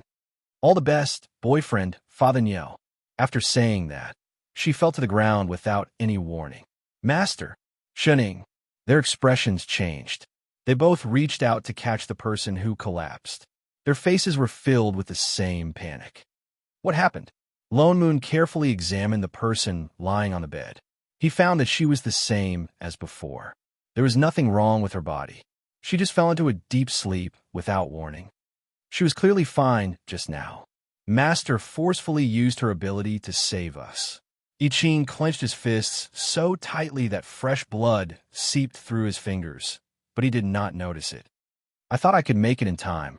That was why he had immediately returned to the rear hall to cook after it ended, but he did not expect it to be too late. Lone Moon thought of the unfinished food on the table outside, and his expression darkened. Shuning must have felt that no matter how much she ate, she would not be able to replenish the energy she expended a second time. That was why she chose to sleep. Shit, what else did she say? Lone Moon took a deep breath and continued asking. Based on Shun Ying's personality, she would not go into hibernation before the matter with the invaders was resolved. Master told us not to worry if she suddenly feels sleepy. I Ching tightened his grip and said in a low voice, "Don't try to wake her up. She'll wake up soon." When is very soon? I don't know. Lone Moon fell silent. He took a deep breath and calmed himself down. "Chef, the most important thing now is how to solve the problem of that mushroom. We have to hurry to the god domain." "But Master, I know you want to use the same method as last time to wake her up." Lone Moon interrupted him directly. "But there are priorities. We can't do it now. We have to quickly seal up that small world. You have to know that their target is shunning. If we're late by one step, then—" He did not continue, but I Ching already understood. He turned back to look at Shunning, gritted his teeth, and stood up. He took a deep breath and said in a low voice, "I understand. Let's go to the god domain now." With that said, he conjured a seal and opened the entrance to the god domain again. "Let's go, Father Nyo." Lone Moon sighed and turned to walk towards the entrance of the god domain with Chef. Just as he took a step in, his sleeve suddenly tightened, as if something was gently tugging at it. He turned his head around reflexively, only to be met with a pair of round, grape-like eyes that seemed to contain a sky full of stars. The eyes were blinking as they looked at him. Her round face was tilted at him with some confusion, and her two plump, lotus-like hands were tightly grabbing onto his sleeves. Instantly, Lone Moon felt as if an arrow was shot in his heart. Something was collapsing and softening. This child? Where does she come from? But the little girl behind him seemed to have confirmed something. She stretched out her arms and smiled brightly at him. In an instant, it was as if a sky full of flowers had fallen from the sky. "Daddy!" Dong, dong, dong. A row of arrows pierced into his heart, and something exploded with a bang. So cute. "Master?" I Ching was shocked and was about to go forward. Suddenly, a black shadow flew past him. A certain someone rushed over at lightning speed and picked up the adorable little being on the bed. He rubbed his face with fatherly love and replied clearly, I'm Daddy. I'm your daddy. Biological daddy. Don't fight with me." "Good daughter." "I Ching, what was going on?" Little Ling, whose face was pricked by a certain person's stubble, felt a little uncomfortable. She used her hands and feet to push the person in front of her away. She turned to look at the stunned I Ching and waved her little hand at him for help. She called out sweetly again, "Mommy."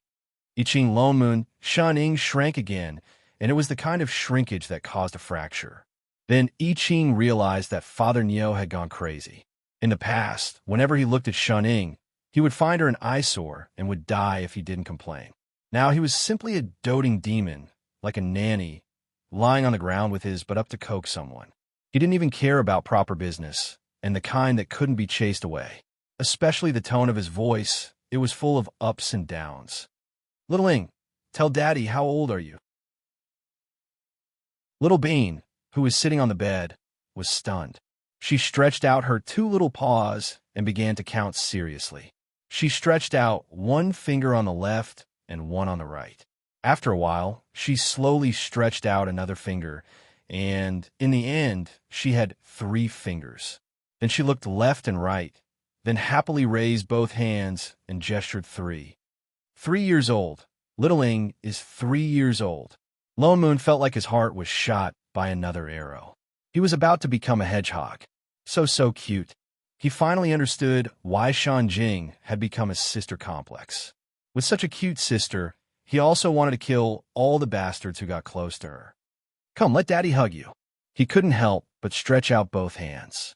Just as he was about to hug her, there was nothing in front of him. The cute thing sitting on the bed was instantly picked up by I Ching. I Ching turned back to glare at him. "Get lost. Stay away from my master, you perverted little b*****. Shining, on the other hand, did not feel anything. Her little hands happily wrapped around the person in front of her and called out crisply, "Mommy." I Ching's whole body stiffened. "Master." His heart hurt, he wanted to cry.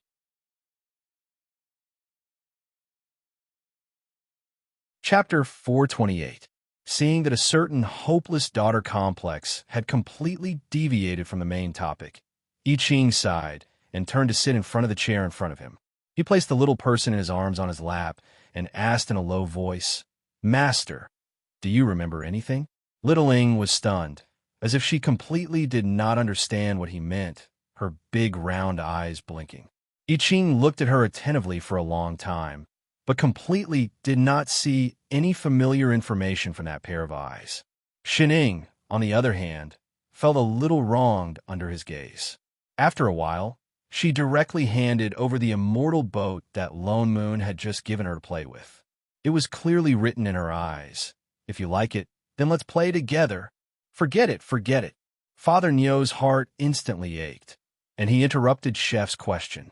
Littling already said that she is only 3 years old. What can she know? With that said, he turned his hand and took out a Bell Dharma artifact with a face full of seduction. "Do you want to play with this? Come to Daddy." With that said, he could not help but reach out to hug her, but I Ching dodged to the side, his cold eyes instantly piercing over. "Go away. Don't even think about touching my master." Lone Moon missed, and his face darkened. Why should he? That's my daughter too. The matter of that mushroom world cannot be delayed. Let's go to the divine realm first.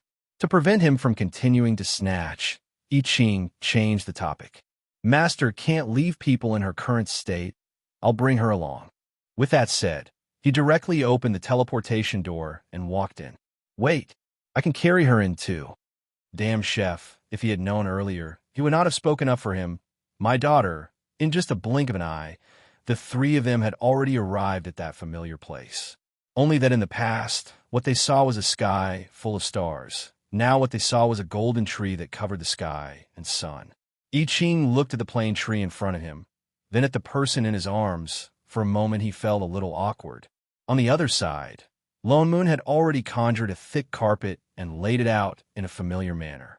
He waved at Chef and said, "Come, just put Little Ing here in case she bumps into anything." I Ching then walked over and placed the 3-year-old Shun Ing on the carpet. "Master, we have to seal off that small world in time. Otherwise, I'm afraid those people will make a comeback. Please wait here for a while." Shining raised her little face and blinked her eyes, looking at him blankly. "I told you she doesn't understand these things." He continued to smile seductively at Shining. He lowered his voice and said in an extremely shameless tone, "Little Ing, be good. Daddy has something very important to do. Wait for Daddy here for a while, all right?" Shining didn't know what to say.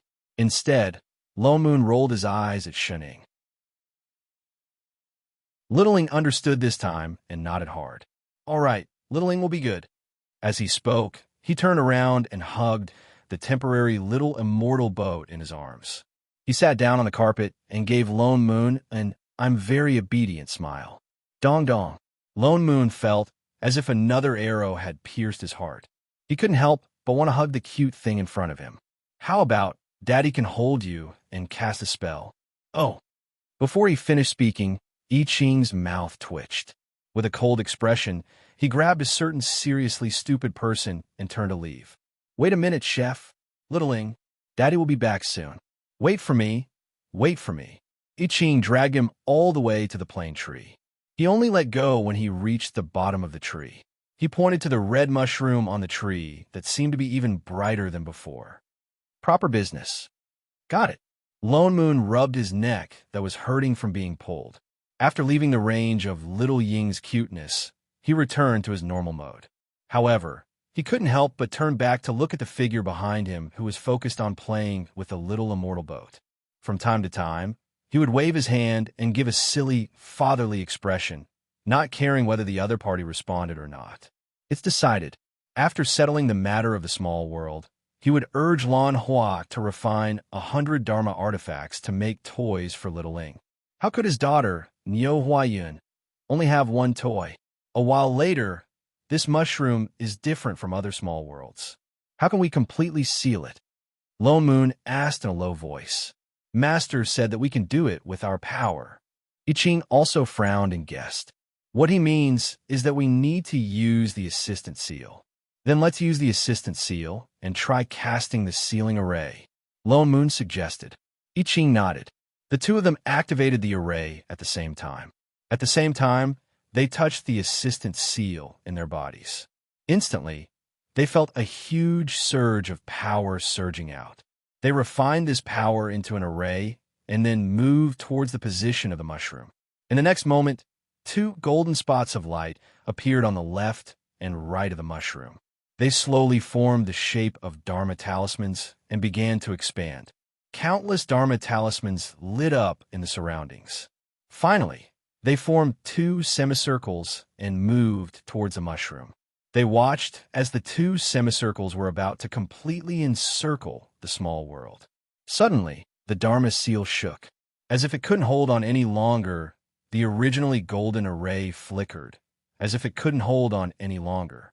Finally, with a crack, it directly broke apart. The Dharma talismans also instantly dimmed. The two who were casting the spell took a step back. This won't do.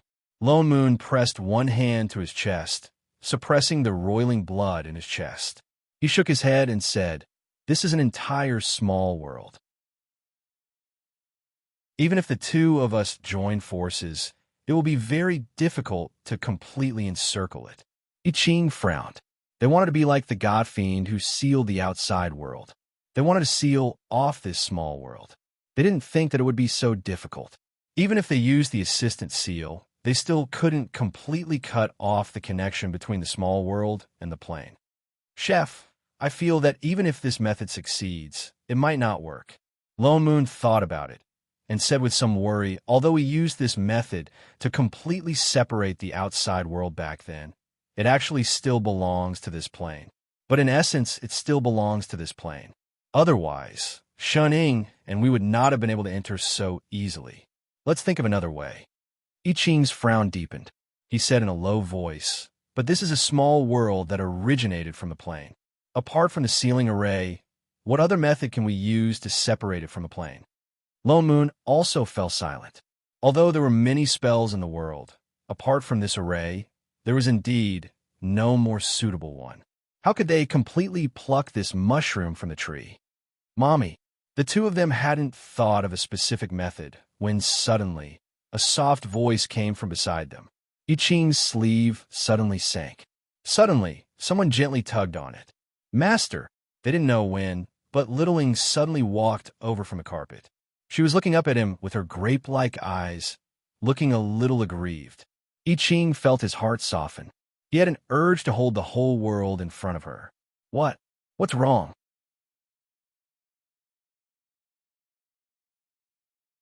Chapter 429. Water, water, water. She raised her little hand and made a gesture of holding a water bottle. Littling wants a drink, wants water. I Ching was stunned for a moment before he realized that she was thirsty. He suddenly felt guilty that he forgot to prepare tea for Master. He was about to take off the storage bag when Lone Moon beside him went crazy again. "Littling wants to drink water? Come, Daddy. I have spirit fruit juice, immortal fruit juice, sweet fruit juice, spirit purple juice. Which one do you want?" As he spoke, he took out different color bottles of fruit juice and placed them all on the ground. And all of them looked very familiar. I Ching's mouth twitched. "How much food from Master did you hide behind my back?" Shunning scanned the ground and did not seem to find anything she liked. She had no intention of picking up any bottle at all. She was still holding on to Chef. Seeing him open the storage bag, she could not wait and reached out with her little hand to start digging. I Ching helped her take out a bottle of clear water, an immortal dew, and open the cap. She then held it with both hands and wanted to raise it to drink. But perhaps the bottle was too heavy and she was too small. She did not manage to lift it up. Instead, she lost her balance and fell backward. I Ching hurriedly supported her, one hand around her little body and the other helping her hold the bottle. She then gulped down a few mouthfuls and tugged at his sleeve after a while to indicate that it was enough. Only then did I Ching keep the bottle. He also kept the goods that Father Nyo had taken out. Someone obviously did not notice and only looked at Shunning like a human trafficker. "She is indeed my daughter. She is so cute, even when drinking water." "Thank you, Mommy. Thank you, Daddy." Shunning wiped her mouth and then ran back to play with the boat. "I Ching." He already said it was not Mommy. Lone Moon subconsciously turned with her. "Little Ling, Daddy will accompany." He had only taken 2 steps when I Ching, who was beside him, quickly pulled him back. Do something. Are you a pervert? I can't think of anything just by standing here. Lone Moon sighed. Even the isolation ceiling array did not work. He might as well go back to accompany his daughter. I Ching's expression became even more serious. Master once said that all spells are created by humans. As long as we understand the rules, perhaps. He paused, as if thinking of something, looked down at the storage bag in his hand, turned to Lone Moon, and said, Father Nyo, do you remember the method of making this storage bag? Isn't this a spatial compression technique? Use immortal chi or spirit chi to create a suitable space in the bag. What if this space is big enough to contain heaven and earth? That's not a storage bag. That's a mystic realm, Lone Moon said. Opening a mystic realm to create a world of its own. Even exalted immortals can do it. But at the end of the day, the so-called arcane realm is also a product attached to the plane. In fact, it is just a space of the plane. He pointed at the plane tree in front of him, at the tender shoots that had just sprouted. If the arcane realm has living beings, they will merge into the river of forgetfulness and slowly grow into a complete little world. It was like that in the 3 azure realms that they were in. He looked back at I Ching. You want to open a mystic realm and put that mushroom in it? No, that would be equivalent to putting it completely into the plane. No. I Ching shook his head, stepped forward, and said in a deep voice, if creating a mystic realm is using a spell to open up a new space in the plane, then what if this spell is reversed? Lone Moon paused, his eyes widening. Holy shit. He was excited. Yes, opening a mystic realm was opening. If it was reversed, wouldn't it be kicking it out? You're awesome. He could not help but give Chef a thumbs up. He was indeed someone who could create his own sword technique. Hurry, let's try it together. I Ching nodded. The two of them took a deep breath, recalling the spell to open a mystic realm in their minds, mobilizing the god power in their bodies, at the same time striking out a series of reverse spells. In a short while, 2 especially strange and twisted dermic talismans appeared above the mushroom. Move the heart of the array to where it is connected to the plane tree. Lone Moon pointed at the root of the mushroom and reminded. I Ching immediately adjusted the spell, converging towards the lower part of the mushroom. In an instant, circles after circles of spells appeared. Like a spiral, they tightly wrapped around the place where the plane tree was connected, like a rope going round and round. This reverse spell seemed to consume a lot of immortal power. Lone Moon held on for a while. In less than 7 minutes, he felt that the immortal power in his body was empty. It was difficult to hold on. He held on for a while. That feeling of immortal power being sucked out continuously still did not disappear. Even the assistant seal seemed to be unable to keep up with the speed of the spell formation. Suddenly, a white light shone around the mushroom, as if it was resisting them. In an instant, an impact was emitted from within. Lone Moon only felt a sweetness in his heart. The spell connection in his hands was broken with a bang. He suppressed the churning of his blood, turned to look worriedly at the person beside him who was holding on by himself. Chef! But he saw that his expression was also very ugly. Large beads of sweat were already seeping out of his forehead. It looked like he was also holding on very hard. Lone Moon was a little anxious. It was obvious that their method was correct. Otherwise, this mushroom would not be resisting so anxiously. It was just that his consciousness had been taken over previously, and he was beaten up by Shaning. His injuries had not recovered in the first place, leaving less than half of his immortal power. That was why he was so easily repelled. Although Chef's injuries were already healed, it was indeed very difficult for him to use this spell alone, which he had never used before. Yet he could not stop. The other party had obviously sensed it. If he stopped, there might be some unforeseen changes. Lone Moon took a deep breath, adjusted his breathing for a while. Feeling that his body had recovered some immortal power, he hurriedly set up a spirit-guiding array around Chef, hoping to reduce his consumption. But this reverse spell really consumed too much immortal power. I Ching's expression became more and more ugly. He even felt as if all the meridians in his body were being torn apart. his dantian was already empty. "Chef, forget it." Lone Moon was anxious. He wanted him to stop. "Let's think of another way. If this went on, he would also be injured." But I Ching did not stop. He focused all his attention on the spell in front of him. Just a little bit more. He could definitely do it. Master said that they had the ability to handle it. Then they definitely could. They just assistant seal. He suddenly remembered that before Master turned back to 3 years old, he seemed to have said that as long as they completely controlled the assistant's ability. What was the complete assistant's ability? They could clearly use the assistant seal freely. Wasn't that called completely controlling it?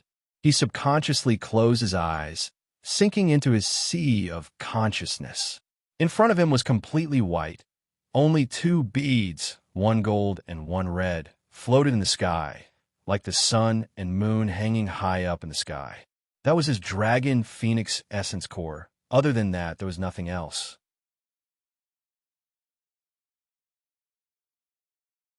Chapter 430. I Ching's mind moved, trying to summon the assistant seal in his sea of consciousness. Almost in a flash, a row of crooked black words appeared in the air. The 2 words "letter of appointment" hung high on the top. Even his primal core was instantly squeezed to the point of falling. I Ching gritted his teeth, mobilized his divine perception, and began to touch that row of black words. The familiar assistant energy emanated from the letter of appointment, instantly filling his whole body, making his almost exhausted meridians instantly soothe a lot. No different from before. No, there was still a difference. He looked carefully. He saw that in the last row of the letter of appointment, the punctuation at the end seemed to have faded a lot. The color was lighter than the other words. Could it be that the assistant energy he usually used was only this little?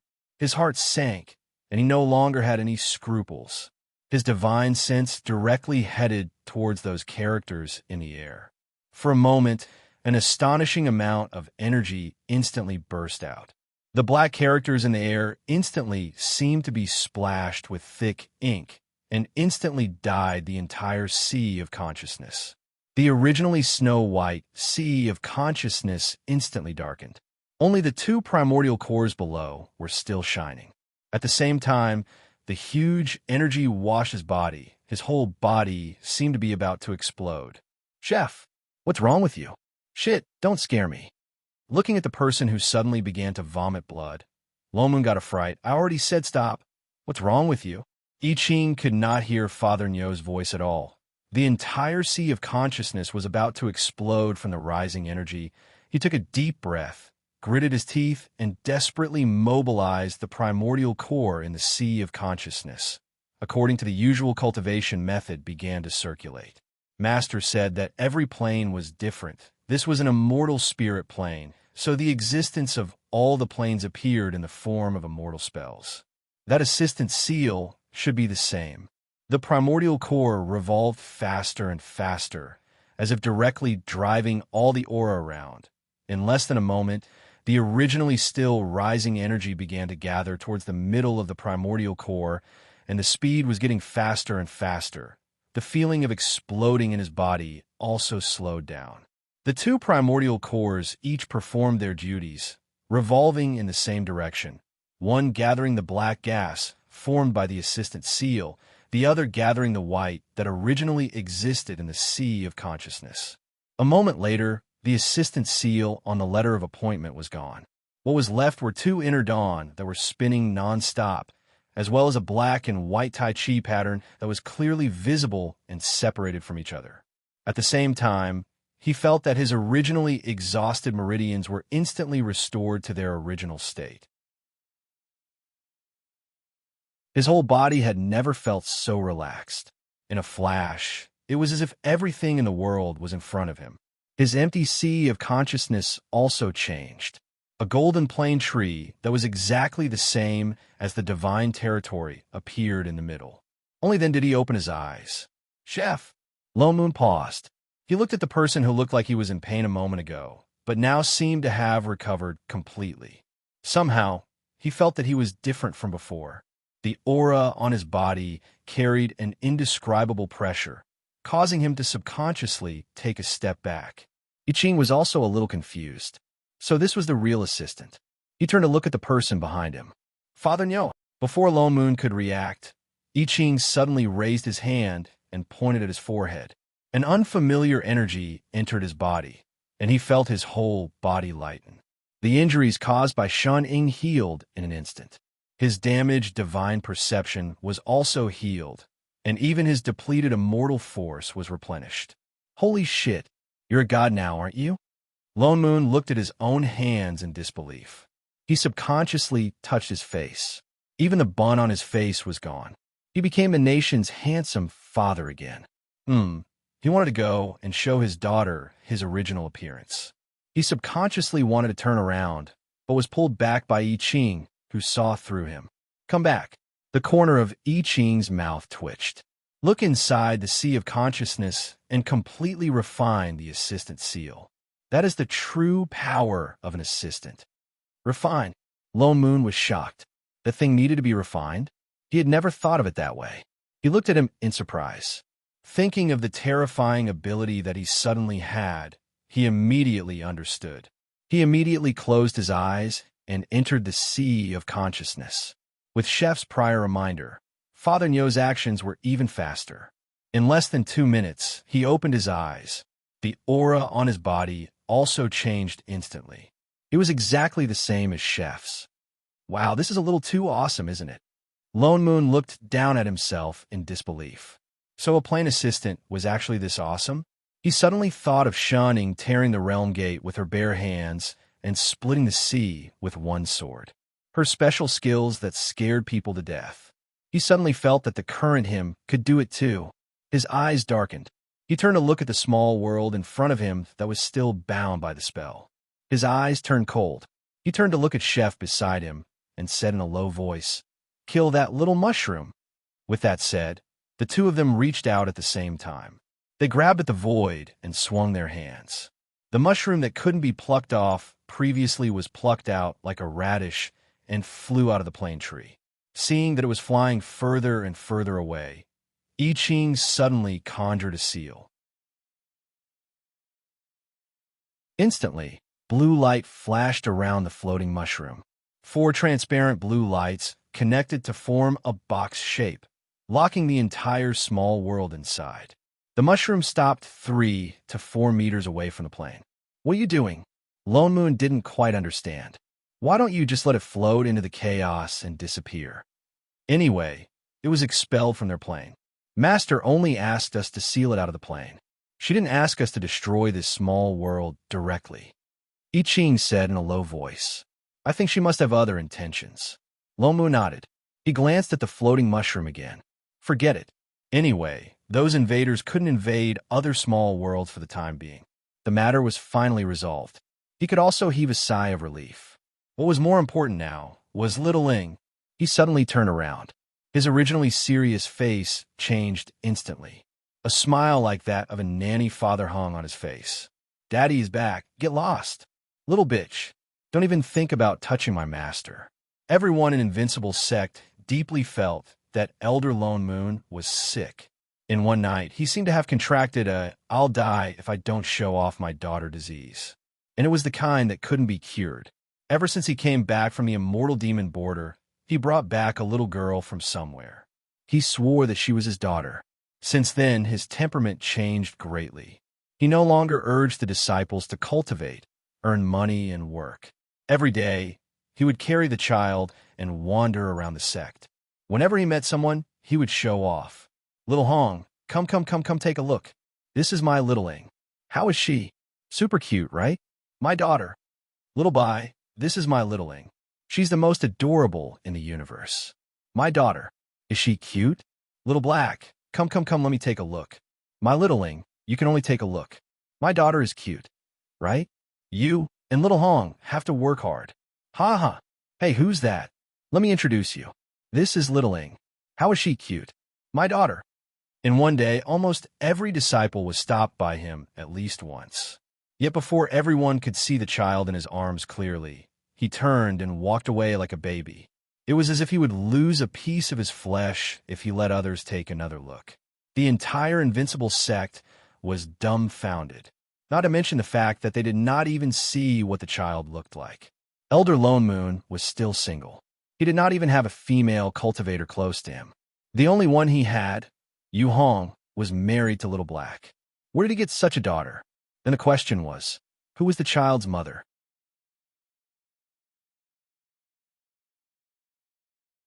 Chapter 431. The people of Invincible Sect were full of questions, until Elder I Ching rushed over angrily with his sword, stopping a certain person who was addicted to showing off his daughter, and wanted to show off his daughter to the Invincible Heavenly Palace, to the 10 Directions continent. Where do you want to take her? I Ching was obviously very angry, and before the other party could react, he had already snatched the little girl from Lone Moon's hands. He even gave the other party a kick. Hey, Chef, you're too much. Lone Moon was also angry and glared at the other party. I just brought her out for some fresh air. Do you have to be like this? With that said, he made a move to snatch her back. In the next moment, I Ching's sword did not hesitate to press against the other party's neck. Of course, this meant that he was going to fight. The hearts of all the disciples could not help but sink. Seeing that an internal fight was about to break out, they were about to step forward to stop it or something.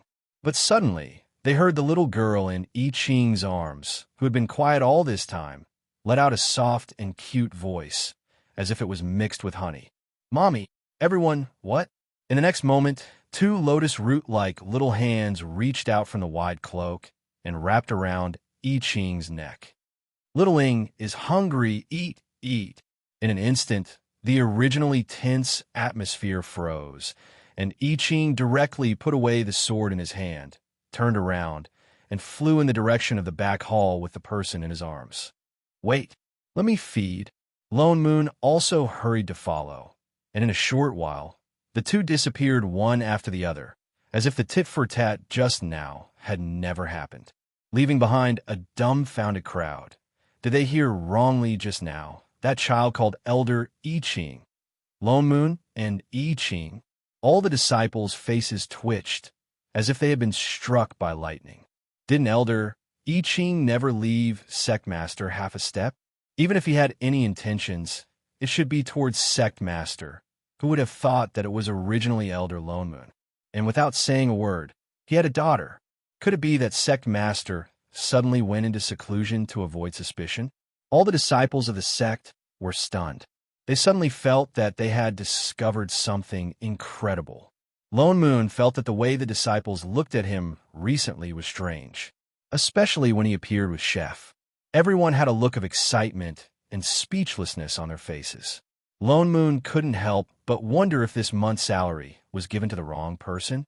From time to time, there would even be disciples who would purposely come to the back of the hall and look at him with a strange expression. Those strange gazes always made him feel like something was wrong. Yu Hong, I heard that CU is good at sewing. Suppressing the awkward feeling in his heart, Lone Moon asked seriously, why don't you ask her to help me make a few dolls or something like that? Little Ing was a girl after all. With Dharma artifacts, she would still want a few more plush toys. Yu Hong paused and subconsciously glanced at Elder I Ching, whose back was facing her as he fed. But CU is still teaching in the lower realm. Then call her back. Nothing was more important than his daughter. Yu Hong was even more shocked. What happened to the beautiful dream of swordsmen running around everywhere? Did he have to change so quickly? But seeing his determined expression, he could only nod. Yes, Elder. The power of love was indeed strong. So you're this kind of person. Suddenly, he felt a little sympathy for the sect leader. How much willpower did you have to endure eating dog food for so many years? Sect leader indeed. Yu Hong was just about to contact CU when she suddenly thought of something. She took out a large handful of dandelions from her storage bag and handed them over. Radish asked me to bring these over. Lone Moon frowned.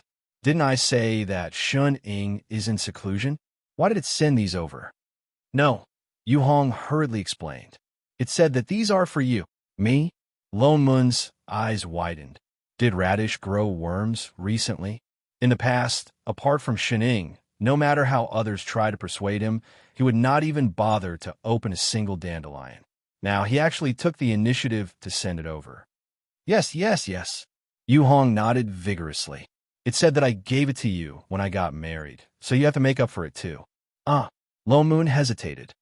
What does that mean? What did this have to do with Little Black and Little Red? Anyway, Yu Hong blushed, as if thinking of something. She directly stuffed the dandelion in her hand into Lone Moon's hands. Hurry and give it to Elder Chef. He will definitely like it.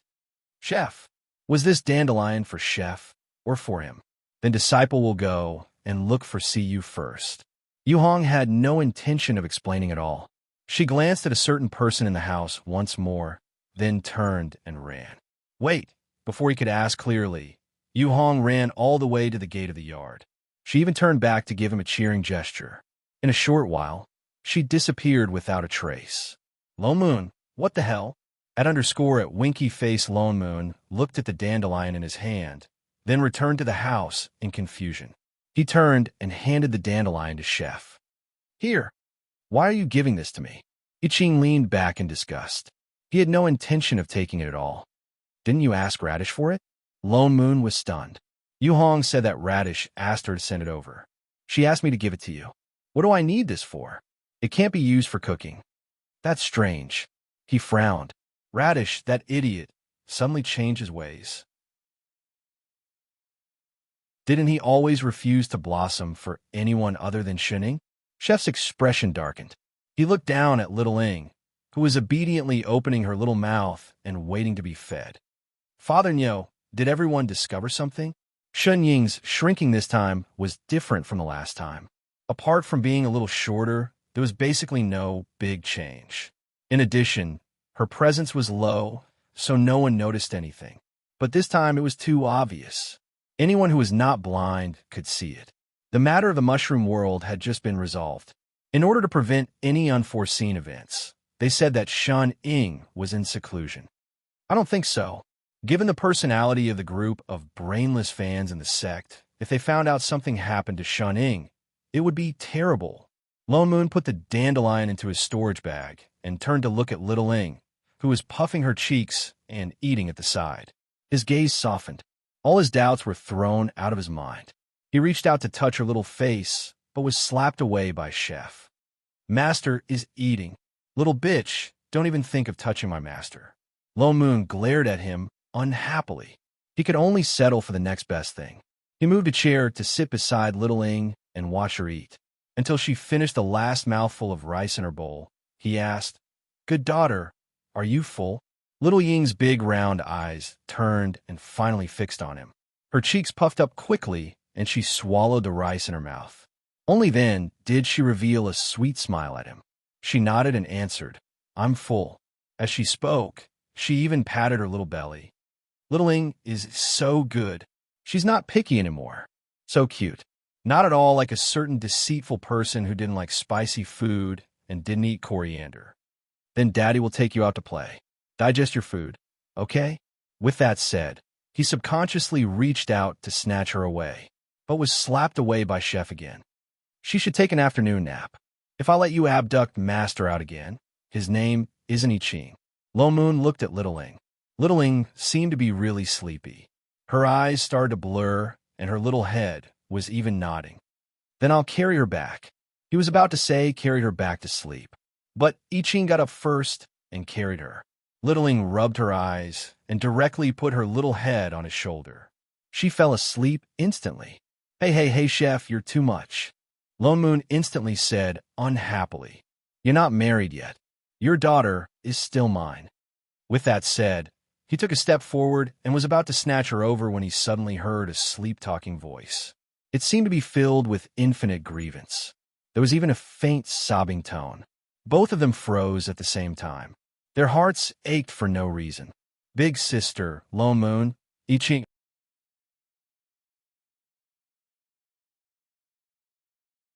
Chapter 432. Little Ing cried for the whole night. She was not the kind of wailing that ordinary children would have. She was so soft that she did not even make sound.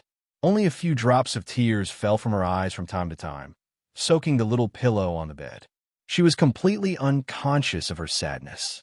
Every once in a while, she would mutter an infinitely aggrieved sister, which made one's heart break and sad. Why don't we open the passage and let Elder Shun come over? I Ching suggested in a low voice. Perhaps it was because little Ing had been too obedient these few days, coupled with her previous impression. I Ching and Lone Moon almost forgot. She was only 3 years old now. This was the time when she needed the company of her family the most.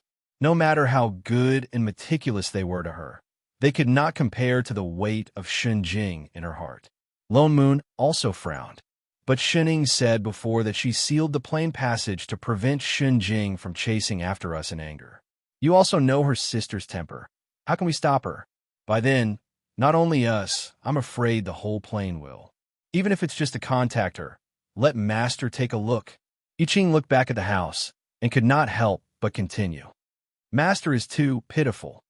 To the current Shunning, although she treated them as her parents, the time they spent together was too short. At most, she only treated them as people slightly better than strangers. That was why she cried secretly when she was asleep. After all, she still did not trust them enough. Lone Moon's eyes dimmed. His daughter was crying like that. His heart also ached, the kind of pain that broke his heart. But it's not like you don't know. When Shunning returned to 15 years old, to prevent us from contacting Shun Jing again, she had already strengthened the plain passage again. He scratched his head somewhat irritably. Even if we want to contact Big Boss Shun, we can't. They would not be able to break the seal that Shun Ing had personally set, unless Shun Ing removed the seal. However, she had returned to being 3 years old. Instead of thinking about this, why not have a good chat with Little Ing? Lone Moon thought of something and looked into the house with some worry. I think Little Ing is not simply homesickness. Maybe there are other reasons.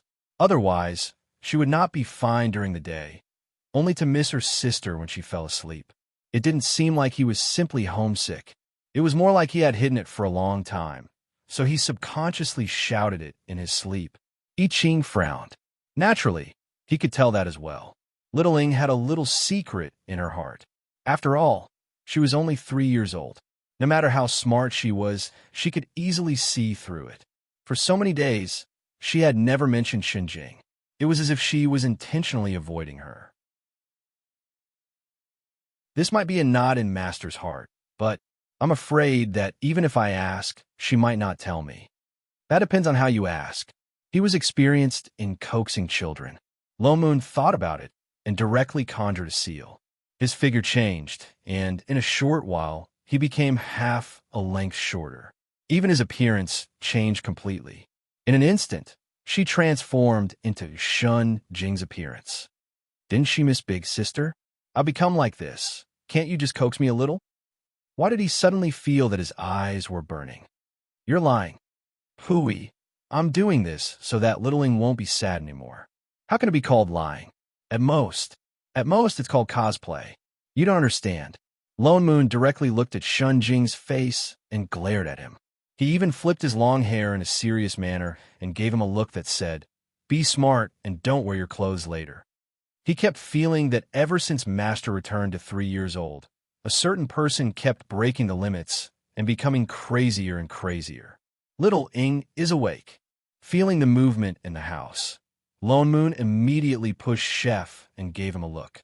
He imitated Shun Jing and stood up straight, putting on a cold face.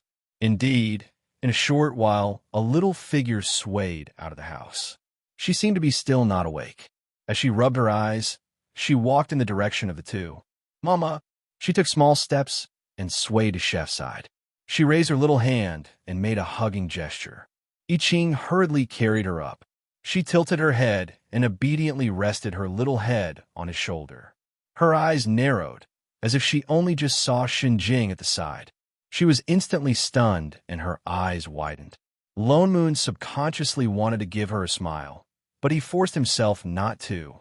He even specially used his immortal chi to change his voice and used the same cold tone as Shun Jing's to call out, "Little Ing." Little Ying's drowsiness seemed to wake up instantly. She looked up and sat up straight, looking at him with wide eyes in surprise. It was indeed effective.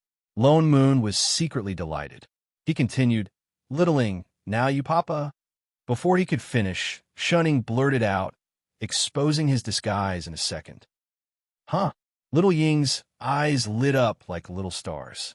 She looked him up and down curiously. Suddenly thinking of something, she gave him a warm smile and said with a look of certainty, "Papa is so beautiful today, prettier than the other aunties." With that said, she even clapped her little hands in a very supportive manner, looking genuinely happy for him. Should he be happy that his daughter was giving him face? But why did he feel like he was stabbed again? Don't laugh. He turned and glared at Chef, who looked like he was having a hard time holding back his laughter. What exactly went wrong? Wasn't she only 3 years old? How could she tell at one glance that he was fake? Father, you'd better shut up. Did he have to laugh so hard that he was shaking? Believe it or not, I'll beat you up. I'll really beat you up. I Ching took a deep breath and turned to not look at Lonmun's face that was starting to turn green. Only then did he put Shan Ying on the chair beside him. Thinking of proper business, he squatted down and looked at the extremely obedient little person in front of him. His heart ached as he rubbed her red and swollen eyes. He asked seriously, "Master, did you have a nightmare just now? Did you dream of something scary?" Little Ying tilted her head, as if she did not understand what he meant. After a while, she patted her little chest and said, "Little Ying is very brave, not afraid." I Ching smiled. "Then does Little Ying miss Big Sister?" She paused, and suddenly a hint of fear appeared in her eyes. Her head lowered, as if he had poked something, and even her whole little body tensed up. She did not reply for a long time. I Ching felt a little flustered for no reason. "Little Ying, if you miss her, why don't you go back?" "No." Before he finished, she suddenly looked up anxiously, as if using all the strength in her body to shout, "Not at all." With that said, she suddenly pushed Chef in front of her away and jumped down from the chair. She turned and ran quickly into the house, disappearing in a moment. I Ching was shocked. He turned back with some confusion and looked at Lone Moon, who looked equally confused. What happened to Master? Did she go back crying just now?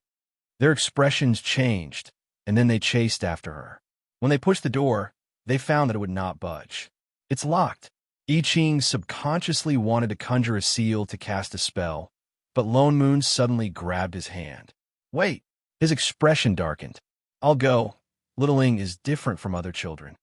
After all, he was someone who had taken care of his niece before and could be considered experienced.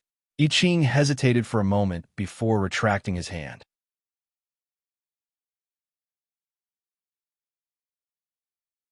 Chapter 433.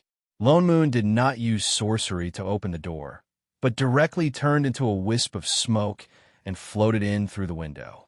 He looked around, but did not see Little Ying's figure, but in the middle of the quilt on the bed, there was a big bulge, shaking and moving, and from time to time there were suppressed sobs.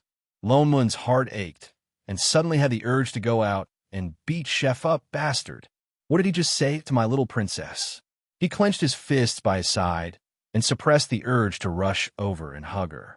He stepped forward and said gently, "Why is Little Ying crying? Did someone bully you?" The cotton ball on the bed stiffened, the sobs stopped, but there was no response. "Can you tell Daddy if you have any grievances?" He continued to persuade. "Is it Mommy? Daddy will help you beat him up. How about that?" "No, no," a sobbing retorted immediately from under the quilt. "It's not Mommy. Then who is it?" She did not speak again. "Can't you tell Daddy?" There was silence again, and after a while an even lower voice came. "Little Ying can't say." Lone Moon's expression darkened, and he thought for a while and said, "If you can't tell Daddy, then can you tell cute little bunny?" With that said, he directly separated a trace of divine perception, and once again cast an incarnation sorcery. This time, not in a Shun Jing, but into a snow-white bunny, and placed it at the head of the bed. "Then Daddy will go out first. You talk to little bunny." With that said, he turned, opened the door with a creak, and walked out. The room instantly became quiet. After a while, that cotton ball moved, and from the side, a small tear appeared, revealing a little crying face. A pair of eyes, still with traces of tears, looked at the bunny at the head of the bed, hesitated for a while, and then reached out to put the little bunny into the quilt. She carefully stroked the rabbit's head. The more she touched it, the thicker the mist in her eyes became. The tears that had just stopped fell down once more. She bit her lower lip as if she was trying hard not to cry out loud. She cried so hard that she even hiccuped, and after a while, she began to chat with the bunny while hiccuping. Little bunny, is Littling a bad baby? Little rabbit, Littling misses big sister so much. I want to go home so much. But Littling can't go back. Littling must not go back. If Littling goes back, big sister will get hurt again. It's all Little Ying's fault. If not for protecting Littling, big sister wouldn't have. Littling can do it alone. Littling has daddy and mommy. She can definitely do it. Littling won't go back. She definitely won't go back. Littling was very brave. Littling was very strong. Littling doesn't want big sister anymore.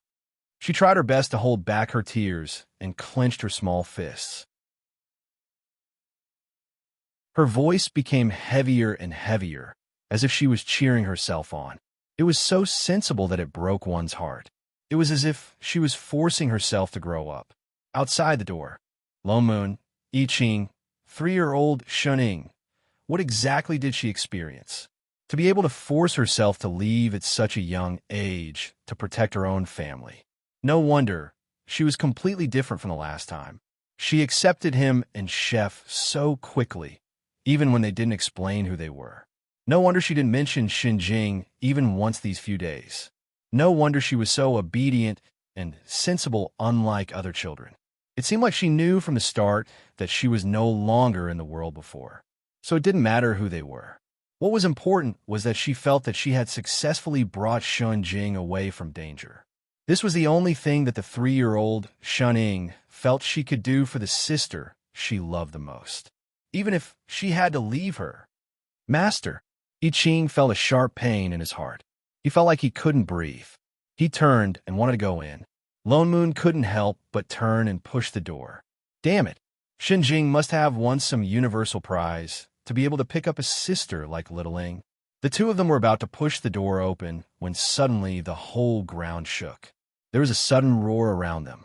They saw that the immortal peak not far away, as if it was under some heavy pressure, began to crack. Even the palaces on it turned into ruins. The protective mountain array was activated, covering the whole heavenly palace. An especially strange and familiar aura swept over in this direction. Lone Moon and I Ching were both shocked. Their eyes widened. This aura was an invader. Sure enough, in the next moment, there was a loud rumble, and the sky seemed to have been split open. The Blue Realm Gate suddenly opened, and an ice crystal peak that was taller than all the floating peaks in the invincible heavenly palace passed through the Realm Gate. Compared to the slow speed of the last time, the glacier appeared very quickly this time. Lone Moon and I Ching didn't even have the chance to seal the Realm Gate before the glacier appeared in front of them. Their hearts sank. What was going on? They had clearly sealed that mushroom world out of the plane. Why would these invaders still appear? Unless they didn't come from that small world. Elder Lone Moon, Elder I Ching. Yu Hong suddenly rushed in. She came directly on her sword, holding a communication stone in her hand. She didn't even have time to salute before she said anxiously, "The celestial emperors from all the continents have sent messages saying that a glacier exactly like this one appeared in the heavenly palace. They're asking the sect master to come out of seclusion and help." Shit. Lone Moon couldn't help but curse. These invaders were all out this time?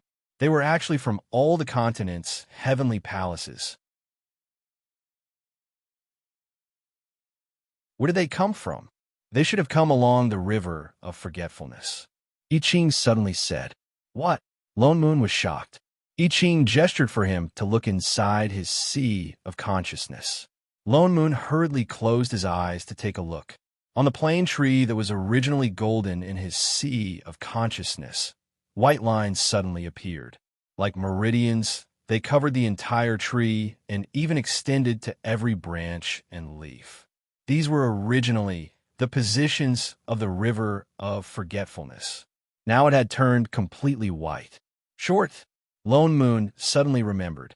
Holy shit, they're controlling Short. He should have thought of it earlier. Shorty went to the mushroom world with him. If even he was controlled, how could she be fine? But they were in a hurry to seal that small world. In addition, something happened to Shun-Ing, so they didn't think of her. That's not right. It's not that they didn't think of it, but they subconsciously ignored her. They must have done something during the previous invasion. I-Ching also thought of this, so all of them subconsciously ignored this matter, giving them time to move.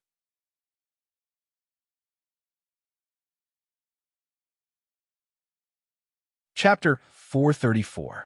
Lonmun's expression darkened. He thought for a while, and then turned to instruct Yu Hong, pass down the order that all disciples are not allowed to leave the array. Also, ask Little Black to rush back to the demon world through the sex transportation array. Gather all the sky fiends and demons and send them to all the continents' heavenly palaces as reinforcements.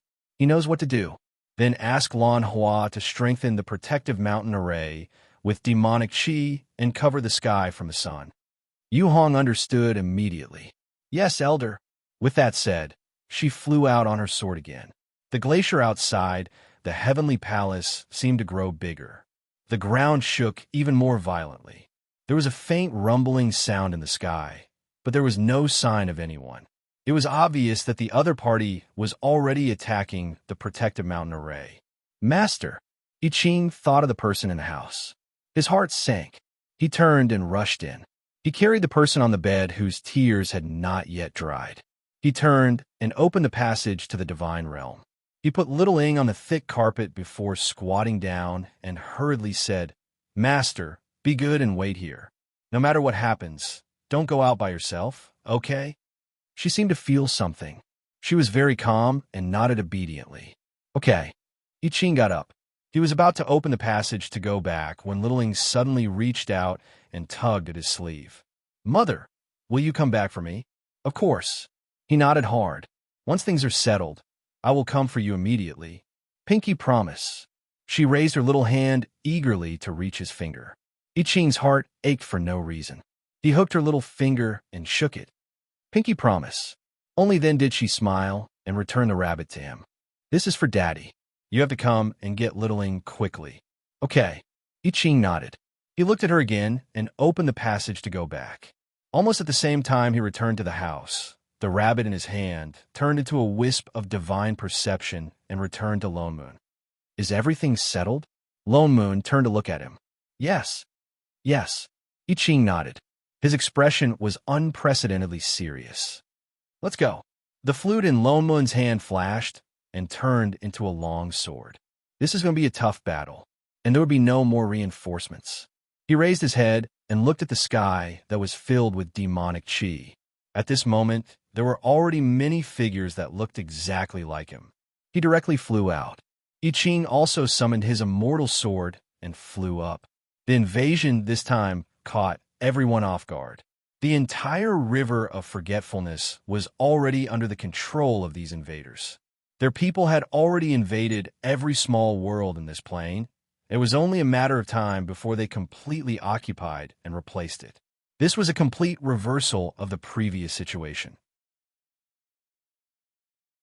The immortal world had become the only place in the entire plane that hadn't been conquered by them. If they couldn't defend it, then the entire plane would really be theirs. And the reason why these people were in such a hurry to attack this place was also very obvious. It was because of Shun-Ing, the manager, so leaving her in the divine realm was the safest. Invincible Sect must be besieged by the enemy's main forces. There were more people who had replicated Father Nyo's abilities than before. Once the two of them flew out of the protective mountain array, they immediately mobilized all the sword chi in their bodies. Instantly, a sky full of swords appeared and directly attacked those who were attacking the array.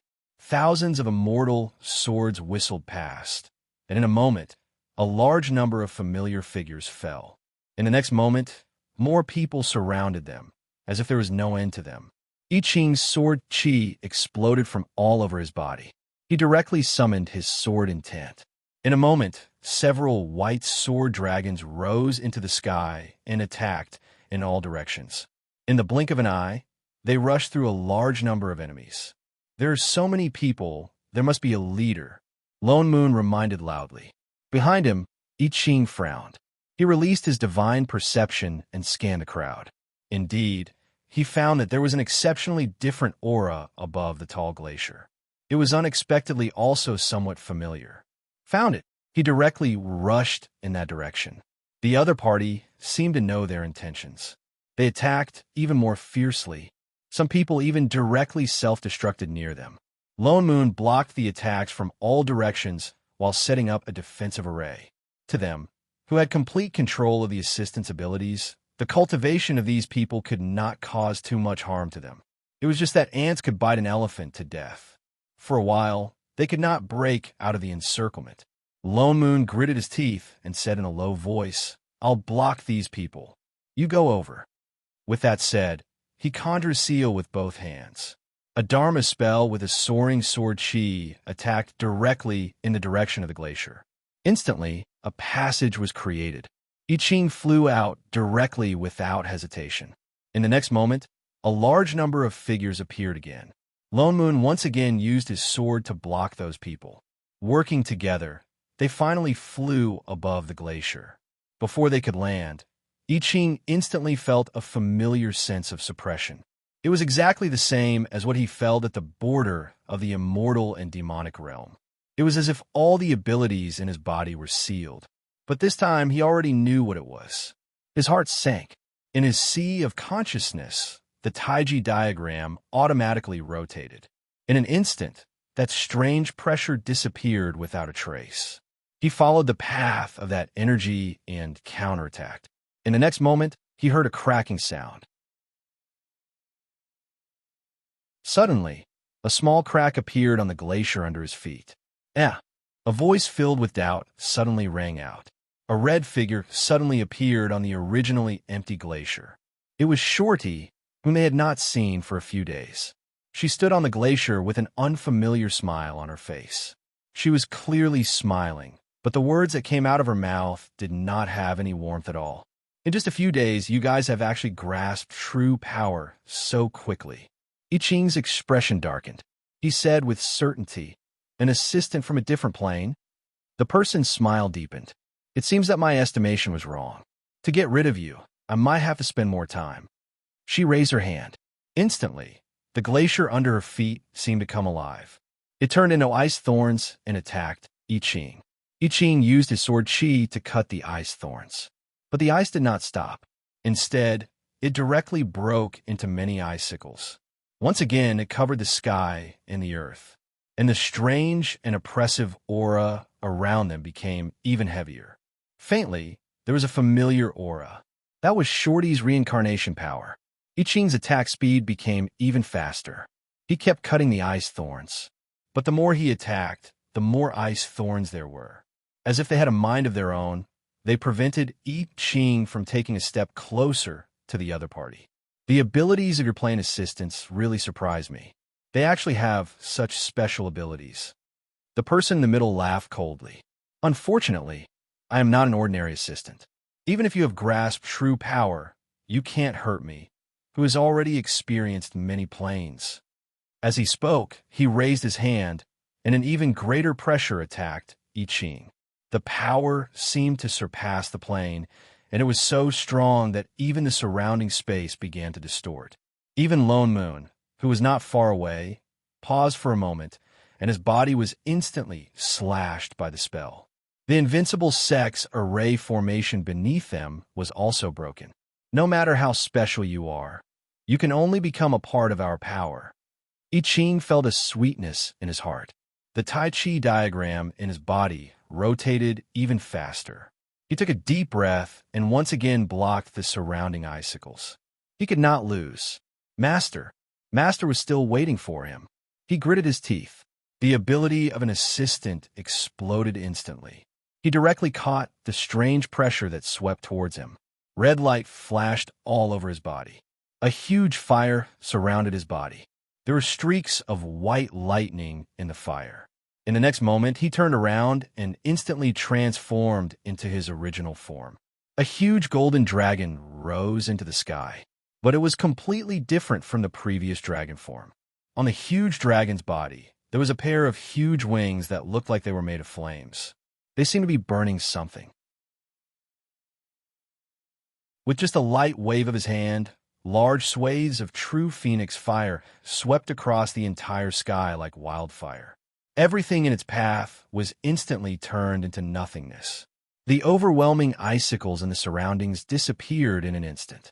Even the imposters who looked like Lone Moon nearby were affected and turned into ashes. How is this possible?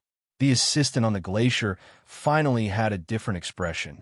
She looked at the huge dragon in the sky in disbelief. How can the power of an assistant alone do this? Her expression changed. Nobody knew what she was thinking. Her whole body emitted a dazzling white light. Even the entire glacier under her feet lit up. An even more shocking pressure rushed towards I Ching. Streaks of light swept over like sharp blades. The ground immediately rumbled. Wherever the light passed, everything, including the floating mountain, was instantly cut in half. The entire heavenly palace began to collapse. The disciples in the sect had no choice but to dodge in all directions. But they were attacked by Father Nyo's replicas. I Ching had no choice but to turn back and block those who took the opportunity to attack him. But he saw that several streaks of light suddenly began to converge. They weaved into a huge net and swept towards I Ching. "Chef!" Lone Moon panicked. He shouted loudly to warn him. But the other party did not dodge. Instead, the lightning around his body became brighter and brighter. In a short while, it had already covered his whole body. In an instant, a huge bolt of lightning that was even thicker than his body struck back at I Ching. With a few loud sounds, the lightning directly suppressed those streaks of light and hit the tall glacier. Beautiful. Lone Moon could not help but give his teammate a thumbs up. There was a crack below, and a crack as thick as an arm appeared on the glacier. Lone Moon was just about to get rid of the imposters around him in one go when he suddenly saw a few figures flash in front of him. Was it an illusion? Why did it feel like there were fewer people surrounding him? He released his divine sense to check. It was not an illusion. There were indeed fewer imposters around. Subconsciously, he looked at the crack in the glacier in front of him. His eyes darkened. Something in his mind was connected with a ding sound. His eyes widened abruptly, and he reacted instantly. He turned to look at I Ching, who had already flown back to stop the enemy from attacking Invincible Sect. He shouted, "Chef, these people are all controlled by that assistant. You just have to use all your strength to destroy him." Dragon E, who was in the sky, immediately reacted. He turned and rushed back. With a sweep of his dragon tail, a large number of people were swept away. Lone Moon took the opportunity to rush over. At the same time, he waved his hand, and the sky, full of swords, rained down on the glacier. The expression of the person on the glacier changed. He raised his hand, and the people who had already attacked Invincible Sect immediately abandoned the disciples and rushed towards the two of them. But it was too late. Lone Moon and I Ching had already flown above the glacier. Panic flashed in the eyes of the assistant who controlled Shorty. He was naturally not afraid of dealing with one assistant, but two. He once again released that kind of white light, but it was dispersed by Chef's lightning. I Ching transformed back into his human form. The two of them raised their swords and rushed towards him. "Wait, your original source is still in my body." Seeing that there was no way to escape, the person hurriedly shouted, "If you kill me, she will die too. Without the original source, your plane is also finished." Original source? The two of them who landed on the ground paused. He was talking about Shorty. Father Nyo. I Ching looked at Lone Moon. "Beat him up first." Lone Moon did not listen to him at all. He put away his sword and punched the other party's face, directly knocking him to the ground. I Ching frowned. He thought of the last time when Father Nyo and the others were controlled. Master seemed to have done the same. He made up his mind, so he set up a defensive array around the two of them and joined the violent beating team. "Wait, you can't do this to—" Stop, lunatic, At that moment, the entire glacier reverberated with a certain otherworldly assistant screams. The two of them did not hold back at all. Every punch was imbued with the assistant's ability, and they especially aimed for the face. In a short while, the person in front of them was no longer recognizable. As if he could not take it anymore, a white light suddenly shot out from Shorty's body and flew towards the west at an extremely fast speed. "He's out," I Ching reminded. At the same time, a ray of true phoenix fire chased after him. Lone Moon also released his sword seal at the same time. An indistinguishable scream sounded instantly. That ray of light disappeared under the fire and rain of swords. In the next moment, the figures that were attacking the defensive array crazily disappeared. Even the glacier under their feet turned into countless spots of light and dimmed. The two of them only felt that the ground under them was empty. Lone Moon controlled his sword and caught Shorty, whose head was already swollen like a pig's. Subconsciously, he glanced at that horrifying face and silently looked away. They were trying to save someone just now, and definitely not because of Shun Ying's previous attack on someone else. What was different from the previous time was that Shorty woke up very quickly this time. Before the two of them could fly back, her eyes moved and opened. Before she could speak, she spat out a mouthful of blood. "Short!" Lone Moon's heart sank. Were they that heavy-handed? But she completely ignored the injuries on her body. She looked around frantically. "Elder, the river of forgetfulness, don't worry, we've already dealt with that assistant." Assistant? But her eyes widened and her expression became even more anxious. She reached out and tugged at Lone Moon's sleeve. "No, it's not him. The one controlling the river of forgetfulness is not the assistant. There's another scarier." The two of them were shocked.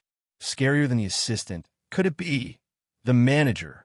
They originally thought that only worlds without managers would invade other planes. Could it be that they actually had a manager? "Master!" I Ching's face paled. He immediately turned and opened a passage to the divine realm.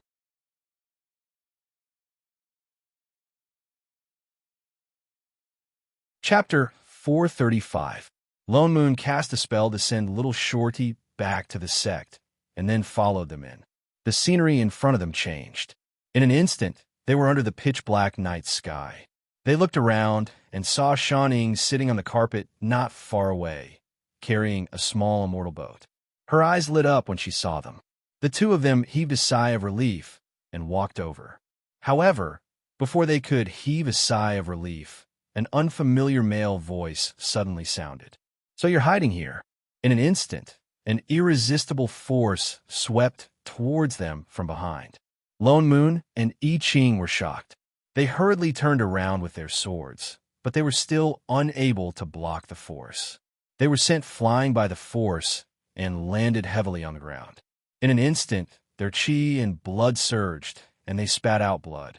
The spatial passageway that had just closed suddenly opened up, as if someone had forcefully torn it open. A man in a black robe stepped in. Unexpectedly, the newcomer's appearance was very ordinary. It was an extremely ordinary face, the kind of face that could not be found in a crowd. But he exuded a terrifying aura, completely different from the two assistants before.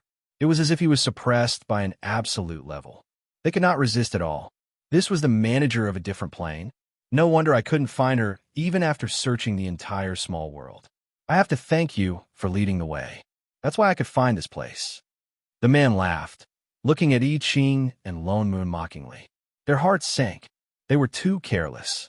This person was hiding on purpose. His goal was to follow them and find Shun Ying's location. "Daddy, Mommy." Liling looked confused. Her little mind had no idea what was going on. She looked at the two people who suddenly fell to the ground, got up, and subconsciously wanted to walk over. "Master, don't come over," I Ching shouted anxiously. "Littling, listen and don't move." Lone Moon also hurriedly stopped her. Littling stopped in her tracks. Indeed, she obeyed and did not move. But the person opposite had already turned to look at her. The corner of his mouth curled up into a malicious smile. "So you're the manager of this plane?" His eyes narrowed, as if a trace of disappointment flashed across them. After a while, he said with some sarcasm, "So weak. I thought that with such a powerful assistant, the manager would be even more outstanding. I didn't expect it to be so weak." Could it be that all the power was given to them? He seemed to have found the reason. The disdain in his eyes deepened. He looked at Shun-Ing as if he was looking at a dead person. This plane actually chose such a stupid manager. That means it's destined to be mine. With that said, he walked directly in Shun-Ying's direction. Every step he took was filled with murderous intent. Even the terrifying aura around him became heavier.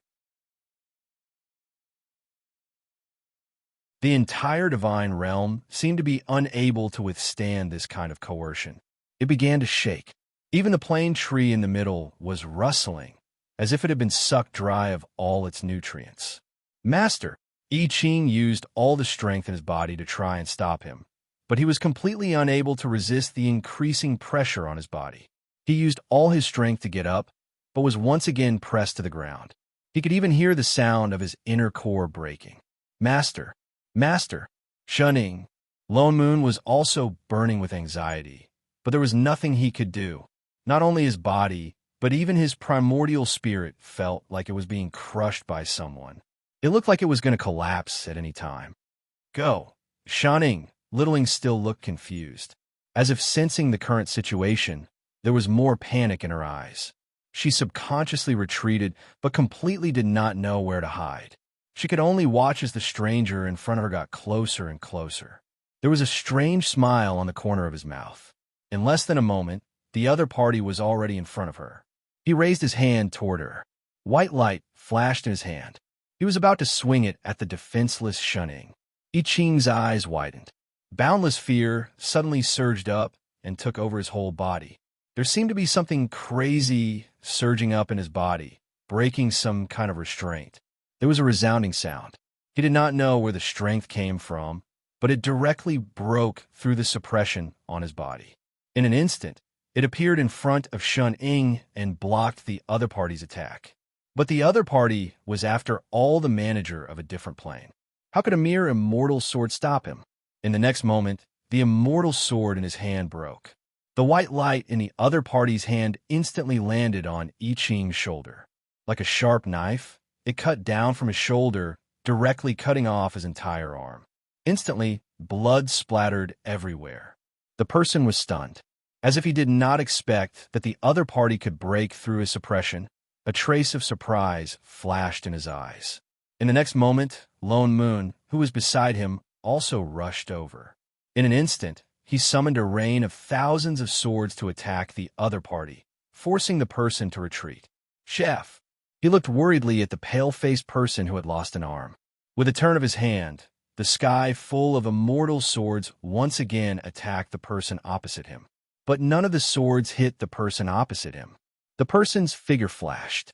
As if they had hit something invisible, the swords directly passed through the other party's body and fell to the ground. Indeed, not an ordinary assistant.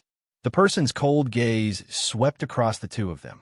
The sarcasm in his eyes grew, as if he was looking at two people who were struggling on their deathbed. Actually able to break through my suppression, it seems like the two of you are almost at the limit of an assistant. With this kind of ability, it's better to get rid of it as soon as possible. I can't let the two of you continue to grow. With that said, his expression darkened. Suddenly, he pointed in Lone Moon's direction. In an instant, a ray of light flew out at an extremely fast speed. Lone Moon did not even have time to react. All he felt was a pain in his arm. In the next moment, the sword in his hand fell to the ground with a thud, along with his hand. The rain of swords that had been attacking the other party also stopped and fell to the ground with a clatter. But the manager of the other plane's fingers tightened, as if he was holding something. In the next moment, a few rope-like white rays of light appeared around the two of them, tying them up, who were still bleeding profusely. The other party raised his hand, and the two of them immediately flew up.